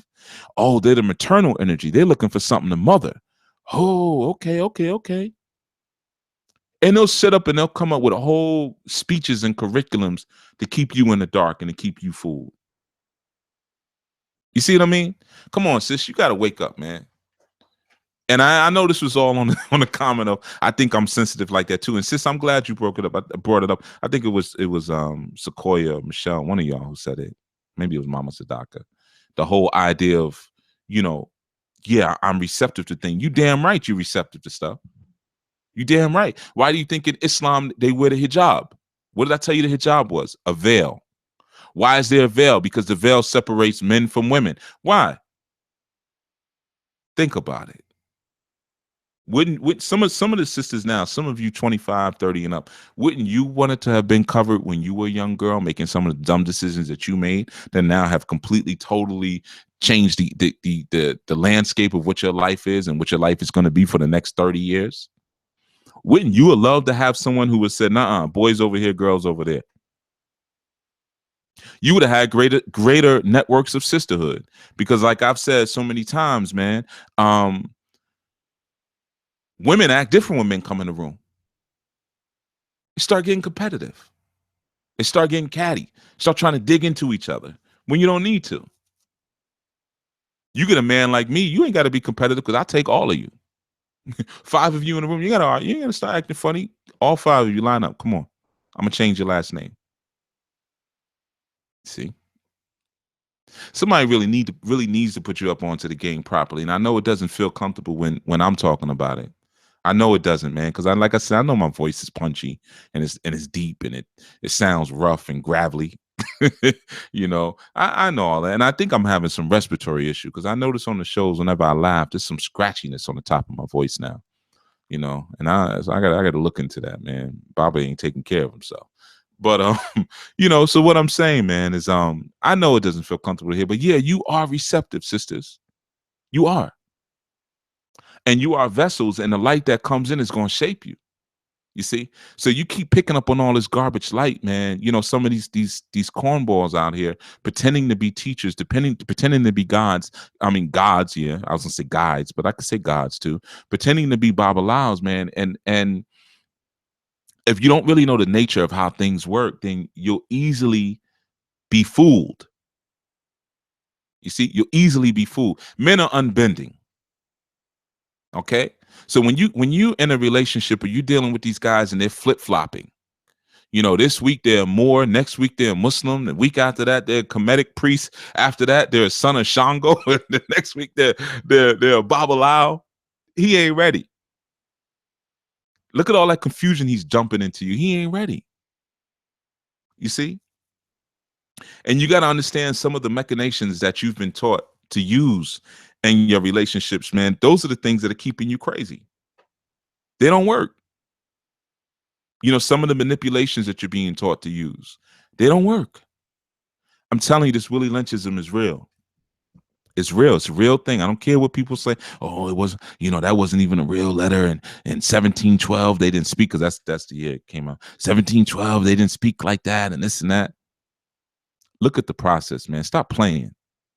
Just like people will hear me right now and say, yeah, but why's he got to talk like that? Why's he got to use the word slut? What? Those are all deflection techniques to keep you from getting the truth. Those are deflection techniques. What does that have to do with anything? Most of the preachers that you used to sit up underneath and let them put their big sweaty hands on you to pray, they had big fat preacher rolls in the back of their neck. They were rotundous, big, hard, heavy rings all on their fingers. They weren't the best looking of people. They had gravelly, horrible voices, you see, but they promoted that simp culture. So, it was real appealing to you, man. You like them simps, but, the age of real men, man, is going to pass some of you by, and it's sad. And I hate to see it happening. Y'all are taking too long to wake up, man. You're holding on to concepts that are not working. You sisters keep holding on to this concept, man, that you have to be these great warriors and great mothers. You don't even know what you're talking about, because you can't be a great warrior. It's not going to happen. You can take on some of the principles of warriorhood, but it's not wired in you. That's why when you get tricked and fooled later on, you feel so stupid. Oh, I can't believe I let him tell me. I can't believe I let this happen. I let him tell me this. I let that.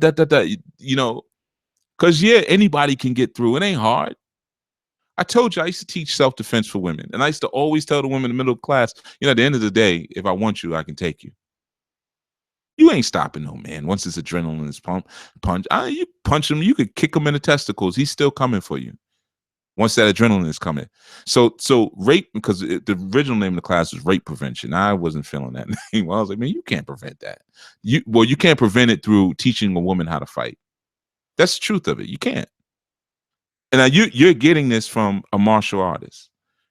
And in that world, I wasn't shabby. I was known in that world. I'm nice with my hands. And I'm telling you, no, the way you prevent rape is through the culture that you move inside of. That's how you prevent that. It's your culture. And I'm not saying, don't wear mini skirts. I'm not talking about that culture. That may have a little bit to do, but it's how you move. It's who you move with. It's the areas that you live in. One of the things that I used to teach women how to do is look behind you when you walk in. That's a simple thing you could do. Look behind you. Don't walk a whole New York City block without turning around or turning to the side once. If you walking in the area where they got the garbage coming out in the street and you can't really see, somebody could be hiding behind the stoop, walk in the street. Walk in the street. Don't be walking in the middle of the night by yourself. There's so many different things, but they're culturally related. Because what man would let a woman walk out in the middle of the night by herself? What woman would want to walk out in the middle of the night by herself unless she's selling that thing? Okay. Even if she's selling that thing, she got people looking out for her. There's a culture even with that. So this is what I'm saying, man. Yeah, situational awareness. Exactly, Brother Lowe. This is what I'm saying, man. There is a mechanism and a process that's in place. And even when we come into our consciousness, a lot of times we don't realize that the process is still present. So we're confusing what our roles are. And therefore, we're not really expanding into our proper places. So we're like, if I was trying to raise children by myself, I'd be highly frustrated. Do men do it? Yeah, there's single fathers out there and whatnot. But a lot of times they have to become something so unmanly to do it that they sacrifice too much of themselves. I'm not going to be sitting in the kitchen with no apron on, making no cookies and stuff. I'm not doing it. Now, I have done it. There's times I made food for the youth and taught them how to make it. It was fun. But I shouldn't have done that. In retrospect, I shouldn't have done that. I also know how to braid hair. I know how to lock hair. I know how to braid it. I know the proper products to use in a little girl's locks or not to use, or when you're well, we always say freeform locks, but I know things that I shouldn't know. I know how to sew.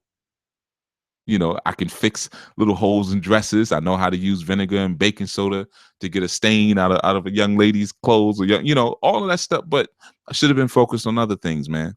See, that was a part of the Willie Lynchism, being moved out of my natural space. Now, there's going to be 100 people that's going to say, "What's wrong with that?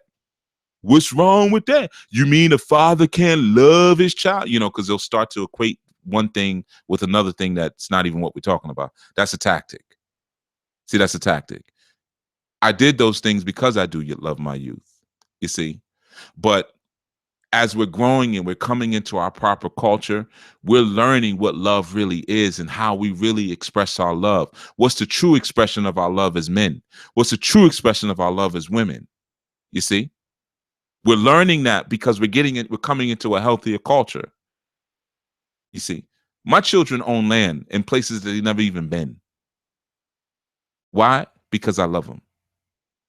You see, all of my children know martial arts. Why? Boys and girls. Because I love them. You see? Now,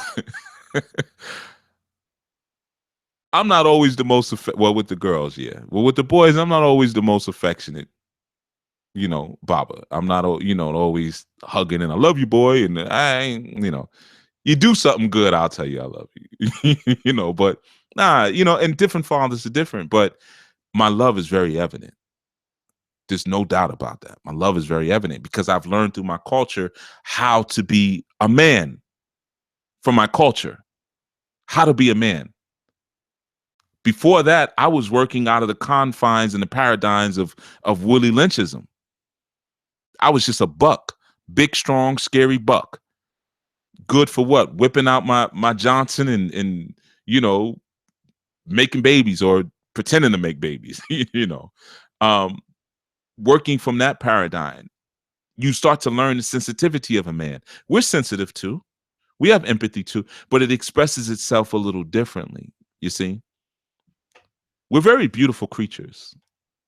We're very beautiful creatures when we actually take the time to learn our natural positioning and get into some ancestrally and elder design and architect culture. They designed certain things for a reason because they loved us. You understand what I'm saying? It's because they love us. The same way you tell your children to do certain things because you love them. Hey, pick up after yourself. You know, fold your clothes after you use them. Don't eat so fast. You know, all of these different things that we teach our children because we love them. We want the best for them. You know, this is how you interact with people. These are the questions that you should ask and things like that. So we've had elders and ancestors in our respective communities who have sat back and done the same thing. I've seen an elders council at work more than once and seen them talk about children in the village that you would think would be negligible. Oh, so and so just got the money to go to high school. Some little girl who lives in the back of the village nobody even knows, or you think nobody knows. And the elders sitting around talk about that. Oh, that's good. That's good. Who's gonna sew her outfit? Oh, we'll have so and so sew her outfit for school. You see, somebody give her some rice so she can go with some rice, so she'll have food. You see. So it's the same way when you look at your culture. It's been architect. Now you decide. This is a decision and choice that you have.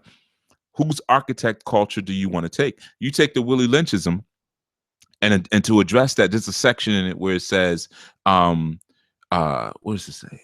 Because she has become psychologically independent, she will train her female offspring to be psychologically independent. She will train her male offspring to be mentally weak and dependent, but physically strong.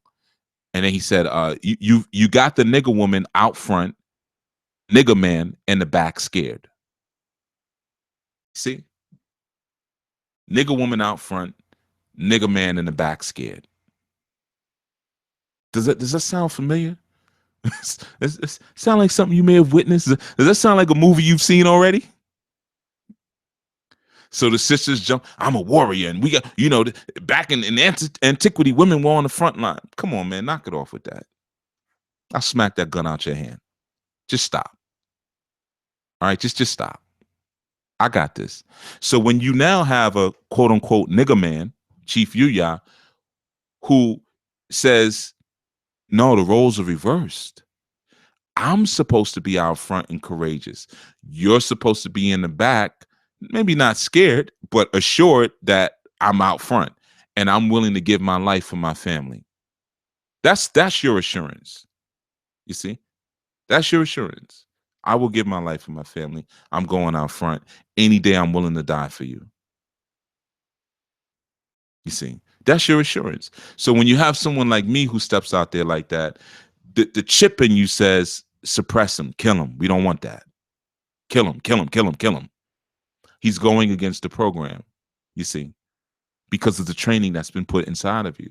So that's what I'm saying, you know, that idea that, no, we got to protect ourselves and we got to be sensitive. You can't do the same. You can't do them both at the same time. It's not going to work. And if you look at the ghetto, look at that experiment has already failed. You tried that, it didn't work. Children are still getting shot down in the street, left and right, because they're not coming underneath the right ruling of a man. So they're getting shot down. Look at cultures where the families are in check, where the women are in pocket. You're not seeing all those killings like that. Yeah, I know you don't want to hear in pocket. What does that mean? For all of you who twisting up your face and saying you got a problem, we don't want you anyway, so don't worry about it. You don't need to know what it means. But some of you sisters out here who've been battling this thing by yourself and who have been on the front lines by yourself, you know you're sick and tired of it. You know it and I know it. You may talk tough around your girlfriends, but I have sessions with you where you break down and say, Baba, I'm so tired. I'm so tired of having to figure everything out and having to make all the decisions, and I'm just tired. You know what I'm talking about. I'm not tired. I was built for it. But if I had to raise children by myself, I would be crying the same way on some Iya Nifa's lap. Iya, I'm so tired. Those children bad as hell. You know? The children, they went in my room the other day. I was sleeping, took my car keys and went for a joyride. I'm so tired. Oh Lord. They demolished the kitchen, called themselves making me breakfast. Oh, I'm so tired, Iya. I can't take this. Every day I got to get up. I got to get them dressed. I got to bathe them at night. I got to make them food. Oh, and then I got to go to Trader Joe's and get all the organic food. Oh, my goodness. I'm so tired, Ia. And now I got to homeschool them. Oh, I ain't built for all that, man. I'm not. Listen, I'd rather go out with a knife in my hand. I go against somebody with a gun to defend my family. I would prefer to do that and probably get shot or possibly killed. I'd rather do that than take on the woman's role. For real. And it's not because your role is harder than my role. In fact, I think your role is easier than my role, to be honest with you, because at least in a home environment with your children, it's a labor of love, and you're able to control that environment daily. Outside of the house, I can't control it. But so I think your role is easier, but based on our chemistry and our wiring, it's harder for me as a man, because I'm bending myself outside of my natural positioning. Some things come easy for me and some things don't. For you, sisters, some things come easy for you and some things don't. Some things I'll never be able to do. I can braid up hair. I braid my young princess's hair. And I do a good job at it. But my big old rusty hands ain't supposed to be all over their heads like that. So there's still something wrong about it. You see, you have the material presentation, but then we talk about keeping it real, right? Keeping it real. There's a presentation that exists underneath what's real. You see, so I can make some food. I could say, "Hey, we're gonna have some nice food here," and Baba prepared it out the garden, and da da da da da. You know, but Baba was standing over the pots with his testicles. Testicles don't go over food pots. Ovaries do. So they may eat the food and say, "Oh, Baba made us some some raw vegan burgers, and we got the pistachio sauce, cashew sauce, peanut sauce here, and we doing it up. Oh, we made some dessert for us. We got some some mangoes here. Oh, no, no, no."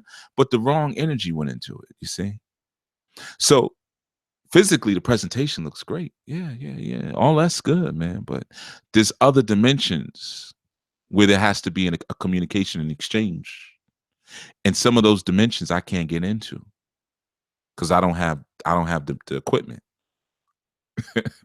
I can't get into some of those dimensions.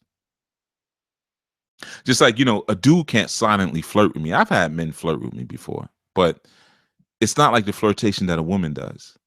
She ain't gonna say anything. She'll just kind of make herself seen in the room. You know what she's doing. She's choosing. She's trying to choose. Dude, it's like he can't do that because he can't enter into that dimension of that silent, unspoken, unverbalized communication that happens between men and women. That tension, that slight sexual tension that's always there. Guy can't do that. So he have to come over. Hey, what's up? How you doing? He got to do. you know, he's got to be like a guy, be out front. He can't open the doors to those dimensions. So it's the same thing when like a sister says, "Well, I'm a warrior." You ain't no warrior because you can't open up that dimension. Hey, yeah, you can go to the gym, you can work out, you can take a martial arts class, and you can be mean and tough, but I hit you hard enough, you'll know you're a woman again. I've seen female cops get knocked out and their guns taken off of them. That's why they don't let them go out by themselves anymore in New York City. So Some things we're wired for, some things we aren't, man. Don't fall for what the society is telling you, because they have things flip-flop. They don't put the woman out front and the man in the back scared. Come on, man. What are we going to get with, how are we going to rebuild like that? It's not going to happen. At some point, we're going to have to relinquish our positions, because let me tell you something. As a woman, some of y'all like being out front because you like the control.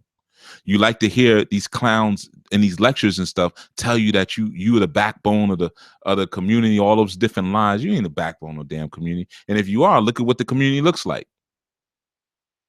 So you shouldn't be proud about that. Look at what these rappers look like. Look at how they dress.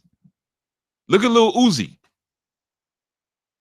You see what I'm saying? I don't know if I want to listen to his music or if I want to have a crush on him. We're all over the place. So that experiment has not worked for us, at least not in our own best interest. It has worked in the best interest of the dominant community, but not in our own best interest. That experiment did not go off well. Okay. But if you look at that for a moment, it's going to require us to give up some of the comfortability of our positions. So some of the fellas are going to have to finally learn how to do something. Yeah, it's comfortable, man, when you out and somebody else is making the decisions. We like to lay back sometimes too. Well, not really me. I'm speaking generally. I don't give up the controls of the ship. No. Hey, baby, you can lay down for. Nah, I'm good. Just get me a green drink. Get me some ginger. I'll stay up. But yeah, there's some guys who do enjoy. Lo says Little Uzi has, and some of his and Uzi has both parents. Yeah, but obviously his father's a punk. He ain't got no man in the house, because what man would let their son go out there like that? You see? I never go for that when somebody says, "Well, I had my father." Yeah, your father was soft. Because a tree is known by the fruit that it bears. I know the tree of your parents by looking at you. But what I'm saying is that you have some males who are very comfortable in their position of non-doing. They're very comfortable in that. You see, to have your woman make all the decisions, or somebody comes to the house, power company, and he don't even get up off the sofa or off his game system. I know a lot of guys, they like to just sit and play the games, and the girl, his woman walks to the door. Hey, hello, can I help you? And they're very comfortable there because it's scary. It's hard being a man. People don't talk about that too much, but it's very hard. It's easier to be non-threatening in this society, man. It's tough being a man. And not just the whole family piece. When you're a young man, it's hard. It's tough coming up as a young man and presenting yourself as a young man. I've had people, even when I was young, say like, "Why are you so intense?" And I'm sitting here with everyone else. I'm just trying to be like all the other young people. I'm not doing anything different than what everybody else is doing. Why are you singling me out? I didn't even say, and I'm the quietest one, because I'm always the quietest one wherever I'm at. But it would always be somebody be like, "You're just so, you're so intense." I'm a man. And that's why weak people shouldn't be around me. I'll just be up on the throne and y'all stay down there, because obviously you can't be up here. This is where the gods are. And a lot of males don't want to be where the gods are. The air is too thin for them. Remember, the gods only breathe ether. They don't breathe oxygen like everybody else. Ether is poisonous to everybody else. You see, that was that science to that song Ether that Nas did so long ago. You have to understand what he was really saying. Ether, that thing that make your soul burn slow. That was a line in the song. Make your soul burn.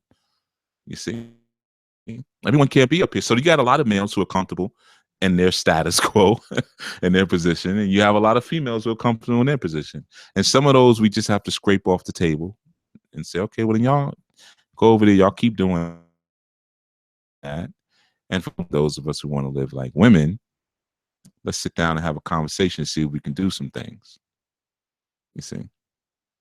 But the things that I'm saying, once you start identifying the aspects of you, like, yeah, the women, you are receptive, man. That's why you're so crazy. That's why when you hear me say that, yeah, the women are crazy. I'm not saying you're born crazy.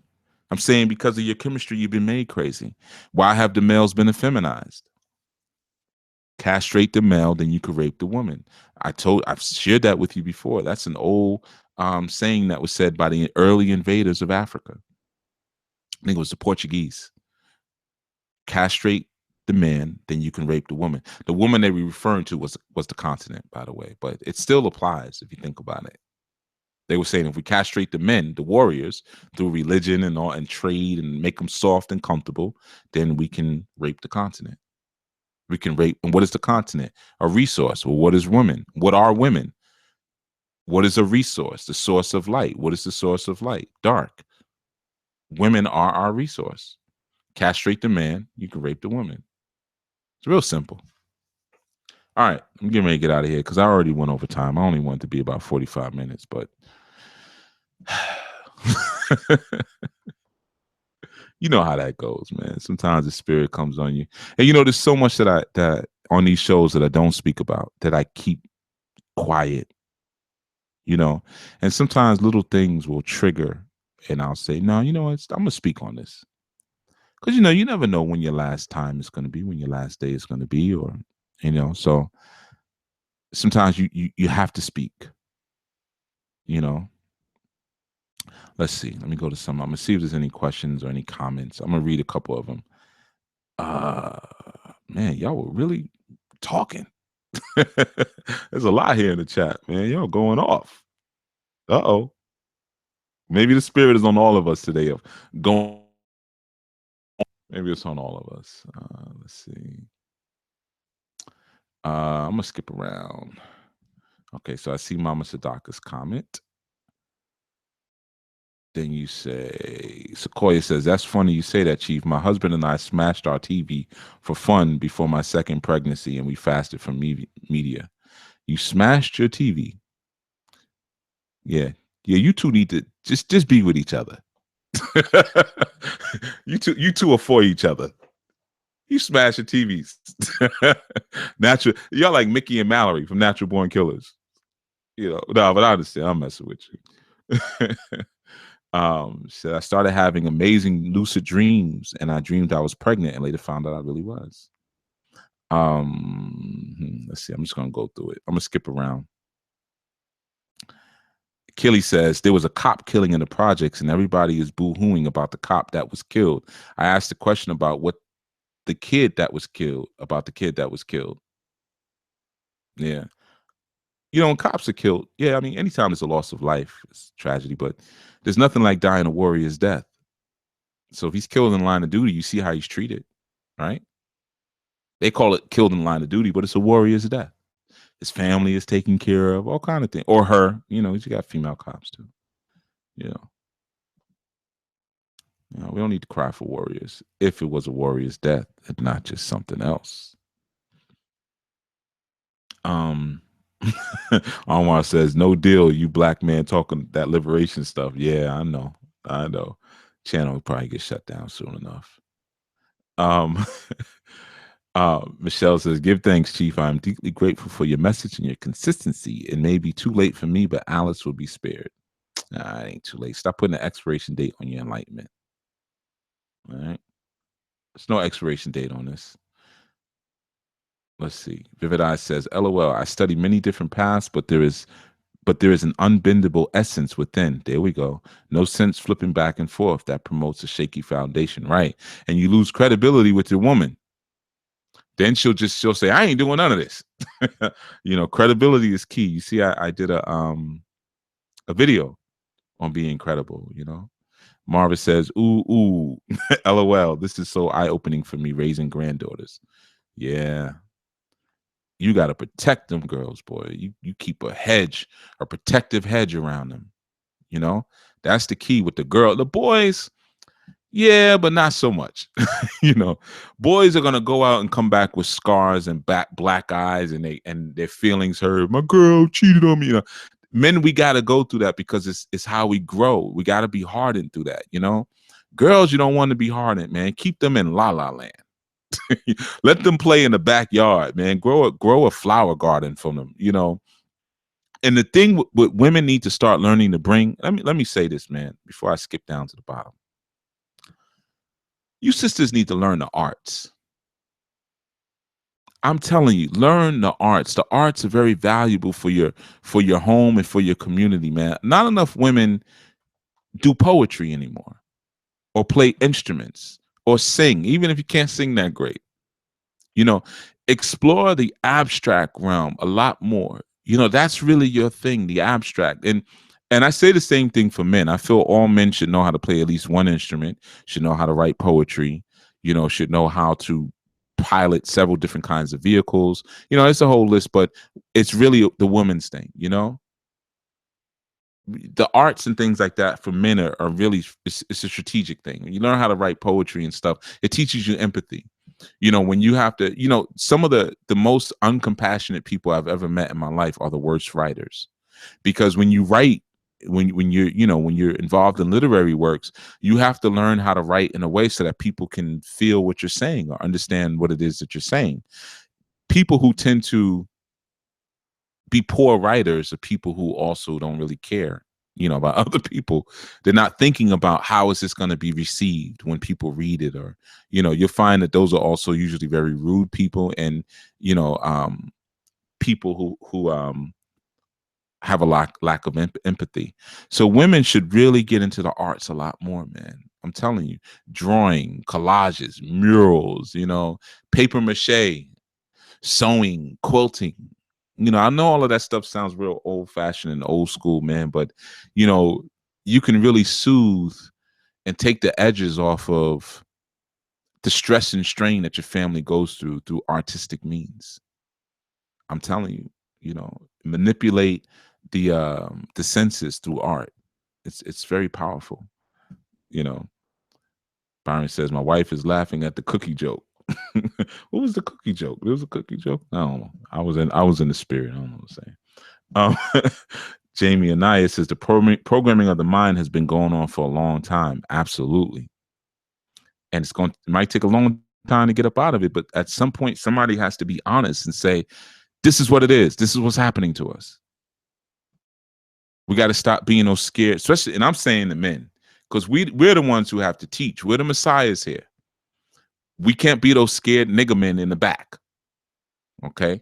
And remember, when we talking about nigger men, you Puerto Ricans and Dominicans and all and you Brazilians and South Americans, you don't escape from this, because we're talking about plantation sciences. Okay. So your history, how they grabbed you up too. Okay. So yeah, man, we can't be those scared nigger men, or those scared enslaved people in the back, man. Men got to step forward. And what's it gonna mean? You're gonna take a lot of L's. A lot of women are gonna say, "I don't like how you coming at me. I don't like." I want kick rocks, beat it. A lot of your friends are going to look at you funny and say, "Well, again, why are you so intense? Why?" That's a part of the arrows, man. When whoever goes through the door first gets shot. You do know that, don't you? Whoever goes through first gets shot. Whoever the pioneer is that rides it on his horse, he's the one who gets the arrow through his chest first. So you're gonna have those first wave gunners, man, and some of you have it in you, some of you don't. Hey, what are we gonna do about it? Michelle says, I just finished crying about this, Chief. I'm so angry and tired of always defaulting to being hardcore and tough. I'm tired of having to hide my emotions. Pick up an instrument, Michelle, and take it seriously. I'm tired of being cutthroat. You got to learn to express. You sisters don't express yourselves enough, man. And when you do express yourselves, you do one of two things. Either you try to express yourselves like men, and then when that doesn't happen, you get hyper emotional and break down and start screaming and saying a whole bunch of things that are totally irrational. Whereas if you would have just started in the feminine space, you wouldn't be so tired and angry. You're tired and angry because you're fighting your own ego. Let it dissolve. Stop feeding it. See, why I don't get tired and angry when it comes to I get tired from the work that I do, battling people's egos. But in relationships and stuff, why not? Because I don't argue. Only time I'm tired in a relationship is when I'm giving. Well, I almost said a bad word. Well, not a bad profane. When I'm giving BS space and time. When I'm giving feminine BS space and time, I shut that stuff down, man. So you ain't gonna wear me out with your BS. What the hell is it that you want? What are you saying? You know, all that coming from this angle and that angle and that angle and that. You were taught those tools of manipulation by Willie Lynch. So this is what we're going to do. I'm going to make it real easy so that I never get worn out. We ain't arguing. Don't come to me trying to argue. You come to me trying to argue, I'm going to cut you off. That's it.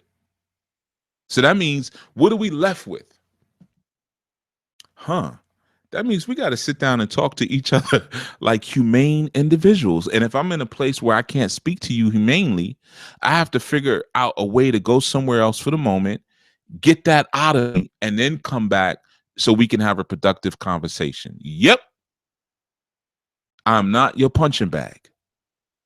You see, now that if I allow you to treat me as a punching bag, then I'm stepping outside of my natural positioning, which of course would wear me out and tire me out. That's why a lot of you sisters are tired, because you're functioning outside of your natural positioning. Like I said, I'm the boss. How the hell are the boss going to argue with an employee? That doesn't even make sense. What do we got to argue about? I'm supposed to be the leader of the household and we arguing? That doesn't even make sense. You're not even qualified to argue with me. I'm the leader. Period. You can express your opinions. You can tell me, but even that you're going to have to do respectfully. All that stuff is hard, man. When that's hard for men to take on, because they're afraid that their wives are going to leave them if they say that. You know, and some men don't know how to balance it out with compassion. Doesn't mean that you just come home every night, kick the door in, you know, where's my dinner? Don't you say nothing about that door. You know, it's not that type of thing, man. So you got to be humane, you know. And I always tell you that a man is the biggest servant of the household, man. She'll tap you in the middle of the night. Sweetheart, I need to talk. You know, you got to get up and talk. And you probably have to get up for work tomorrow. You see, you could tap her. Oh, what?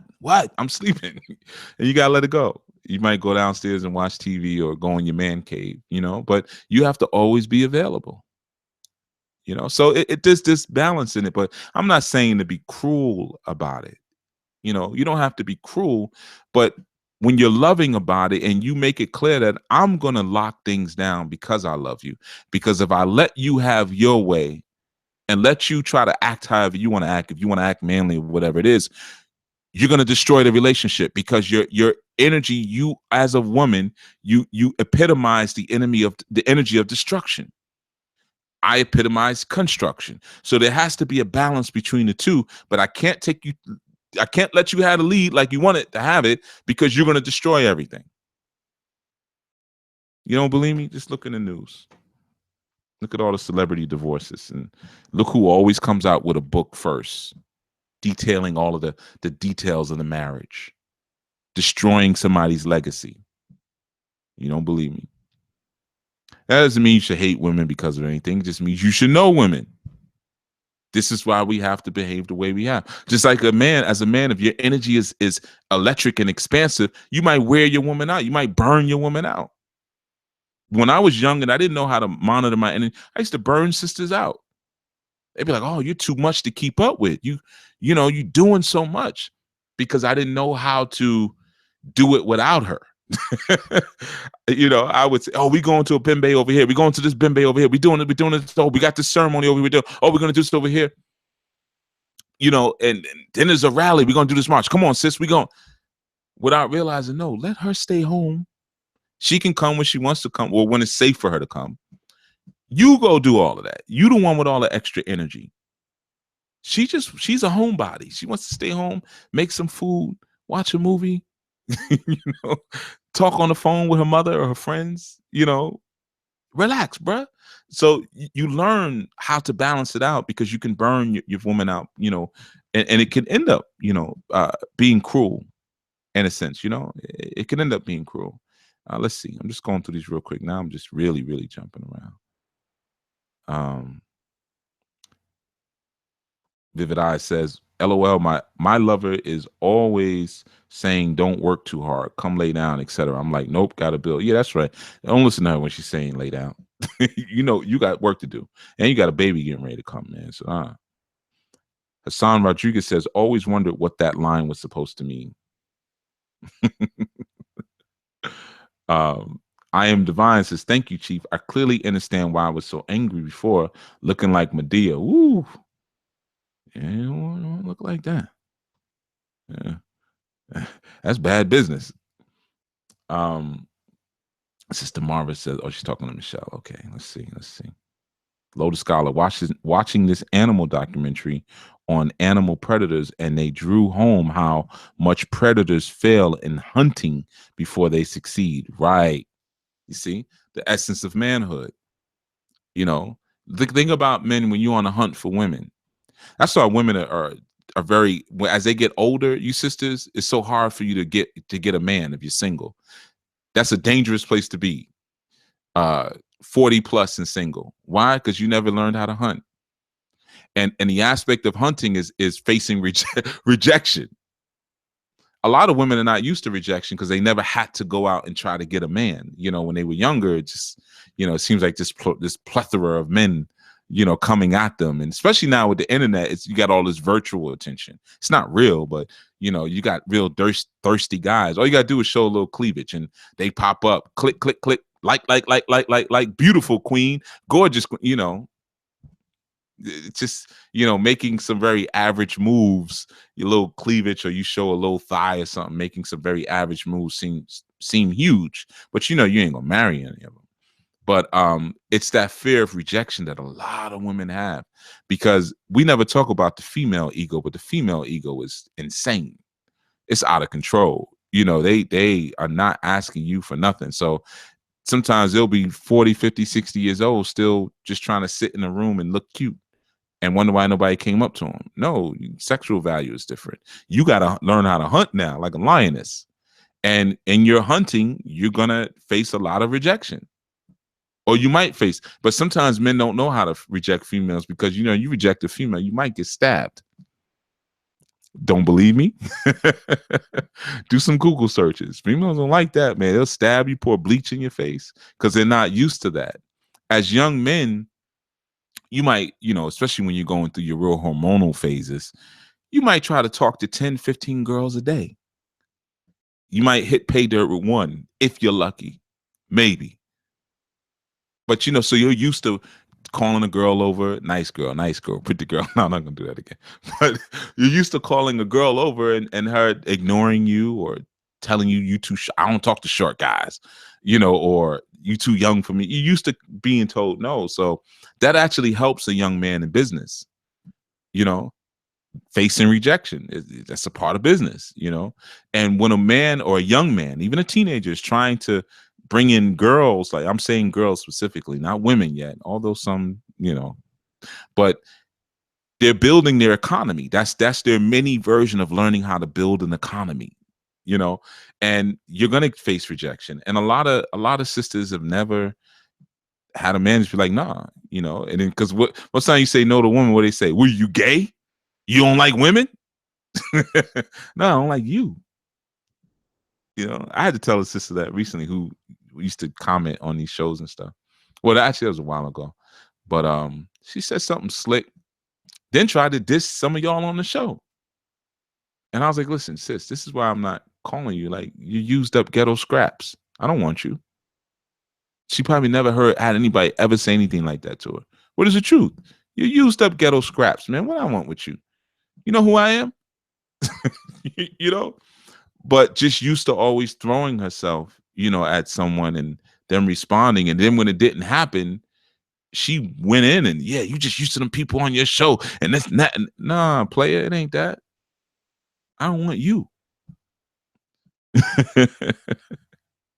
So yeah, man, a lot of times, men don't know how to express themselves clearly. I ain't gotta tell you, you ain't gotta tell somebody they used up ghetto scraps unless they are. But I didn't like her disrespecting Anu. So no, you gonna get it for that. Now you gonna get the truth. You gonna get what I really think about you. You in the hood and all you talk about is how much you in the hood and you don't mess with this type of guy, and I tell you, and you think I'm gonna want you? Come on, I'm better than that. So yeah, man.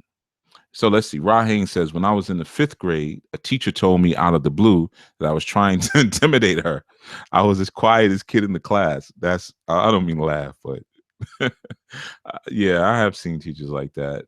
You know, you probably were intimidating her. You may have looked like her ex lover, or I worked in education for years. You'd be surprised how many people go into classrooms to work out their personal issues, because you're sitting there, and for 43 minutes you have a captive audience. They can't go anywhere. Maybe one or two will ask for a bathroom pass, but that's about it. So you can sit there and when they disagree with you, you can get them in trouble. So you'd be surprised how many dysfunctional adults actually go into the educational field. It's alarming, actually. So let's see. Gloria Caples. My mother was very quiet and fluid when it came to my father. I thought this was weak and said I would never be like her. Now I regret being the opposite of her. I'm sure you do. I'm sure you do. We want quiet, fluid women. A lot of you guys don't realize that, man. That's what we want as men, like alpha men. When we meet a woman and she's like barking, or she tells us, I'll go off. Just don't disrespect me. Don't say nothing. I'll go off. We don't really want you at that point, because we look at you like you're men. We don't want to be around men. We want women. We want softness. We want, a woman who's demure and, who's able to, and I know a lot of times, again, it's the language. We take on peculiar phrases, and we say we want a woman who's soft. We say, oh, you want somebody you can walk all over. People who respond like that, they've already got their minds made up anyway. So it's no point in even trying to talk to them. They have their minds made up about men and about women already. But yeah, men, we want soft women. That's just the truth of it, man. And we all have our different flavors, but at the end of the day, we want somebody who's going to be receptive. And some of us, especially as we get older and our tolerance levels change, you bark back once, we're done. One time, we're done. I'll give you another example. I had a woman say something to me a while ago. She called me something I didn't want to be called. It was like, like one of them pet names. I ain't really. I'll tell you what I want to be called. Don't be coming up with nothing. And I was like, nah, don't call me that. And what she called me wasn't even like flattering. I'm like, nah, come on, man, don't call me that. And I said, I don't like that. And she said, why do you got to be so oppositional all the time? I cut her off right then and there. Told her to lose my phone number, and then blocked her. So I'm gonna give you an example of how real men move. I don't have time for that, because her saying that was obviously, you don't respect me. But aside from that, it said much more. Now, some might listen to that and be like, yo, that was harsh. That wasn't harsh. As you get older and as you get more seasoned in this, you can see the signs early on. You see, you already know what to look for early on. Just like how you women look for signs in men. You see certain things. You can see if a man is confident by the way he holds his head, by the way he walks, how long his stride is, and you look at all that stuff from the beginning, you already know what it's going to be. Now, some of you foolishly try to convince yourself of otherwise, but you already know what it's going to be. So her making that statement said about 10 different things that I could have made a list. This means this means that, this means that, this means that. And I don't have time for it. It's beneath me. You see? So yeah, that's what we want, man. Believe it or not, that's what we want. We want women who are cooperative. Because if we're trying to do something, then we need cooperation. If we ain't doing nothing, that's why it's dangerous for a lot of times you older men when you get with women and you lose all that testosterone. Her estrogen, levels are different. Your testosterone levels are different, and you lose your edge. So now the stuff that you would have not allowed years ago, you just like, whatever. That's why a lot of times when we have children late in life, the last child is always the most spoiled. Because by then everybody's tired. It's like, you do what you want to do. You're gone. Especially with the men, you lose a lot of testosterone. So your ability to combat the force or to provide force for that woman's power, you lose it. So now she overpowers you. You see, and you don't even care about being overpowered because you ain't got any testosterone left anyway. So you're like, I'll just be defeated. It's cheaper to keep her. You start getting into all that type of stuff. All right. Lotus Scholar says, you too short. You wouldn't know what to do with this. I would hurt you. Man, I could go on and on. LOL. Well, when you hear you wouldn't know what to do with this, to me, I don't know. I never took that as a rejection state. I always took that as a challenge, or I would hurt you. I never had anybody say that. I would hurt you. Have I? Maybe when I was a young boy, because I had a penance for older women when I was young. Maybe I don't remember hearing it, but they might have tried something like that. But I was big for my age, so. The Regular Regs show says, what are some tips for getting your partner to open up to you, I guess, to open up spiritually? I always feel like I'm talking down to her when I try and show her things. I feel a lot of our women came up without a father frame in their household, so they try to overpower most men that come in their life. Okay, so let me go to the first part, and then we're going to get out. I've been on this line for a while, man. So what are some tips for getting your partner to open up spiritually? Getting your partner, and again, it's a very general question because I don't know your lady. I don't know, why she may feel closed. So, and because she's not asking, I can only deal with you. Are you credible? That's number one. Are you credible? Does she trust you? That's it. When a woman loves a person, man, she'll convert religions for that man. She'll be a Muslim. She loves you. She'll get baptized because she's removing herself from the culture and the cleaving of her father, and she's joining with you. So the first thing is, if she's not open or whatever, you got to look at her, like at yourself. Like, are you creating a healthy and fertile environment for her growth, or are you trying to badger her into spiritual development? Why don't you do this? You need to wake up, so, and I'm not saying you are, you didn't give that information and you need not, but I was reading two different people. I'm sorry. I was reading C-Sun and Regulus. So Regulus show, Regular Reg show, he was just saying, what are some tips for getting your partner to open up to spiritually? I always feel like I'm talking down to her when I try and show her things. Well, again, same thing, are you credible? But feeling like you're talking down to a woman, you should talk down to a woman. You should. Leaders should be in a position where they're instructing and guiding. So, I mean, if you want to look at it like that. Now, if you're saying talking down, like you're talking in a condescending manner, if you feel like you're doing that, stop. That's easy. I mean, if you feel like that's what you're doing, stop it. You never want to do that, but some women may tell you you're doing that even when you're not. I can't have a general's talk live on air, but women have little tactics they use to get out of doing what they're supposed to do. And the more you can circumvent those tactics, the more she wants you. Because they try certain things, and just like when you approach them, like some of the things Lo said, oh, you wouldn't know what to do with this. You have a response for that. Well, blah, blah, blah, blah, blah. Ooh, okay, all right, I hear you. I would hurt you. Blah, blah, blah, blah, blah. I'm not going to say what I would say, but but you have a response. So you let them see, like, no, I'm ahead of you. I'm 3, 4, 5 steps ahead of you. So that idea of how do I get my partner to open up sexually, man, it starts with you. It just like, how would I get her to open up sexually? Starts with you. Emotionally starts with you. And then you also have to respect your partner's spiritual expression. Some women are less spiritually sensitive than others.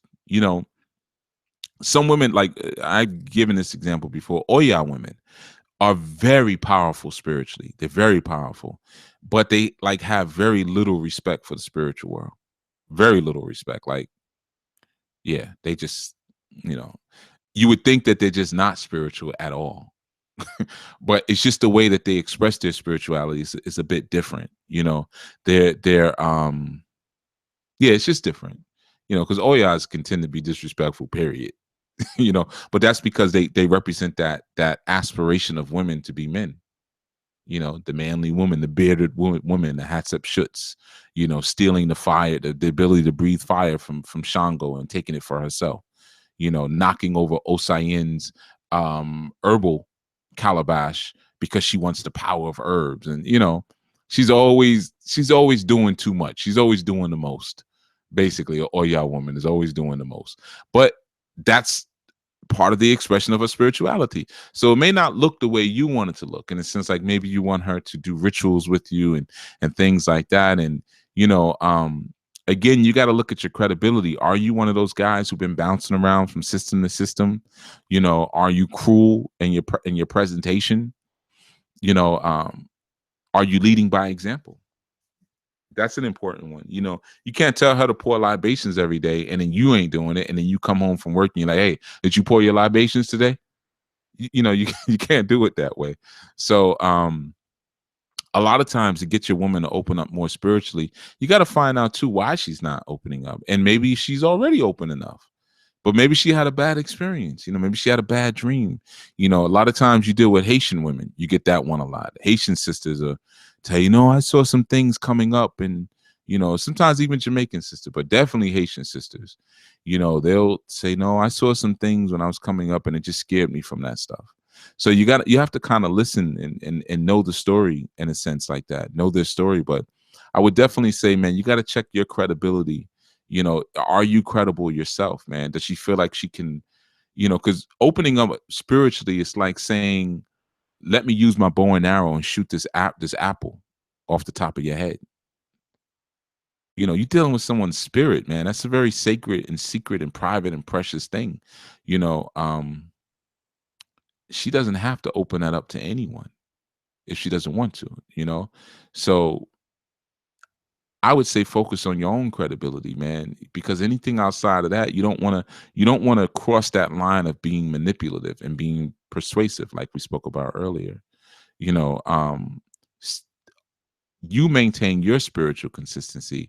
You make sure you're credible and you're trustworthy, and then let her monitor you and you monitor her. That's the best thing, man. I'm telling you, because if she's not opening up spiritually, somewhere down in there, she's not submitting to you and she doesn't trust you. Let's see. The regular Reg says, I agree, son. He's talking about the fatherless woman thing. My wife is fatherless, and it plays out a lot in everyday situations. Brother Byron says, brother son and the regular Reg. So I would say that you choose your woman and ask, did you subconsciously want to fill that void? Were you aware of their lack of fathers in their life before you got together? Son says, most women that were brought up in the house with the father, they learn the art of respecting a man figure. Nah, not at all. Son, you're off on that one. Nah, man. I know a lot of women who have fathers in their life, but their fathers were suckers.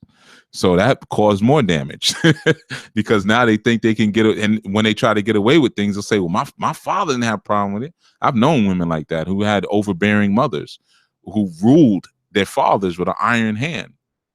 And the fathers were just very meek and didn't say anything. So they expect you to be the same way. So no, not at all, man. Every adult male is not a man, and every father is not a man, what we classify as a father. But yeah, the fatherless woman thing, let me tell you this, man. This is another hard thing nobody wants to hear, but stability breeds stability. Okay. So as you choosing women to be in your life, man, take a look at her family. Look at the women in her family. I mean, aunties, cousins. Do they have husbands? Because you'll find sometimes certain commonalities in families. You go into some families, none of the women have. There's no men in the family. The family is ran by women. run as far as you can and as fast as you can away from that, because you're only going to be seen as an intrusion. And I'm going to tell you, in a situation like that, no, any argument you get into with that woman, if the family finds out, they're going to say, you need to leave him. They're always going to be that influence, because we can raise that baby ourselves. They play those type of games, man. Stability breeds stability, man. So you want to pay attention to those models in that sense. But, trying to fill the father void is difficult in an intimate situation. You can do it. It's possible, but it's very hard to do it with someone who you're also sleeping with. So sometimes you got to make a choice. Just like the work I do, I play father for a lot of women, sometimes women my age. And, I can't be intimate with them because I have to be their instructor. I have to be their guide. I have to be Chief Yuya. So sometimes you have to make a decision in that sense. Sometimes it really does come down to an either or. You might have to find a father figure outside of you, in that sense. Okay. Ishper says, you just cleared up some fog for me and an Oya energy in my life, Chief. I knew they were spiritual, and it's not till you explained their ritual that it became clear to me how. Ashe. Oh, you're welcome. I'm glad we could clear some stuff up for you. Yeah, Oyas are so complex, man. Ooh. I think they're only matched in complexity by Eshus. Eshus and Oyas are from not just another dimension, from another galaxy, far, far away. They're very complex, man. And just like Eshus, you may look at Eshus, they look like criminals. They act like criminals, but they're powerful. Spirit, they hold power. You look at Oyas, man, a lot of times they just be mean, spiteful women. But the male Oyas are interesting. We have a male Oya in Anu, brother Marlon, man, real powerful, just smooth, slow moving brother. You would think he's an Ogun, but he's got Oya on him, man. They're very interesting when they play out. Just like when you meet a female Ogun. Female Oguns are very interesting. Always very artistic too. Very creative. But yeah, Oyas a lot of times as women, you would just think this is just a mean woman, a feminist. She doesn't like men. But no, it's deeper than that, man. It's so much deeper. They're very complex figures. Very complex figures, yeah. Tareen Thomas says, not Shangos. I don't understand the question. In terms of complexity? Maybe complexity. I don't know. Yeah, Shangos, you know why Shangos are not so complicated and hard to figure out? Because so many men want to be Shangos. So we got a lot of Shango information. Shango, go on the internet, look up Shango, see how much stuff comes up. Look up Oya. What are you going to get? Which mother of 9 likes plums and eggplant, red wine? You're not going to get too much. You're going to get all of the basic things. You're not going to get the real science of it. I did a show on Oya, which will explain a lot. It's very similar to like Olokun. Look up Olokun. What you going to get? You ain't going to get much. I think the show I did on Olokun may be the most information on the internet on Olokun, to be honest with you. Not to sound like I'm bragging or anything, but it's just certain energies people don't talk about that much. That's all. All right. So I'm out of here. All right. So I know this is a very long show. Goodness, man. But that's because we hit some chambers, man. This show is supposed to be 45 minutes to an hour, but you got to go with the flow of spirit. I'm not even gonna read. I see more comments coming in. The more I read the comments, the more I extend everything. Share this show if you like it. Comment on it if you like it. All right. Subscribe to the channel if you like it. I know I don't usually say that, but I feel like I want to be like a regular YouTuber this time. Share. I don't have a Patreon account because normally they follow up with, and if you want to donate my Patreon, I don't have one of those, but I'll just say share, like, and subscribe. And what's the other one they say? If you like it, click like, share it, comment. There's a fourth one that all the YouTubers say. I don't know. I'm not really down. I'm not down with the YouTube club. But all right, I will see you all tomorrow evening, 9 p.m. We're gonna finish our talks on power, and then we'll be moving into the next topic for the next month. All right. So until such time, man. Did I complete my count? Yes, I did, Brother Byron. Give thanks. Yeah, I actually did. Not only did I complete my candle, but I also started to repair an issue that I have here from one of my students. Brought it by. She did not treat this issue respectfully, and I was over at her place, man, and it was like things spilled on it and stuff. I said, give me this. We have to refresh your issue. So I was here also working on that and refreshing it and fixing some of the cowrie shells and stuff. So yeah, man. That's probably why it took so long. I was on the phone for so long. So I can work and do this at the same time, which is good. Multitasking. All right, man. All right, everyone. We got your questions. You got answers. Radio Shack. Yeah, I got jokes. All right. So I'll see you all tomorrow evening, man, for the Get Down Smooth and Groove session. Until such time, Hotepu.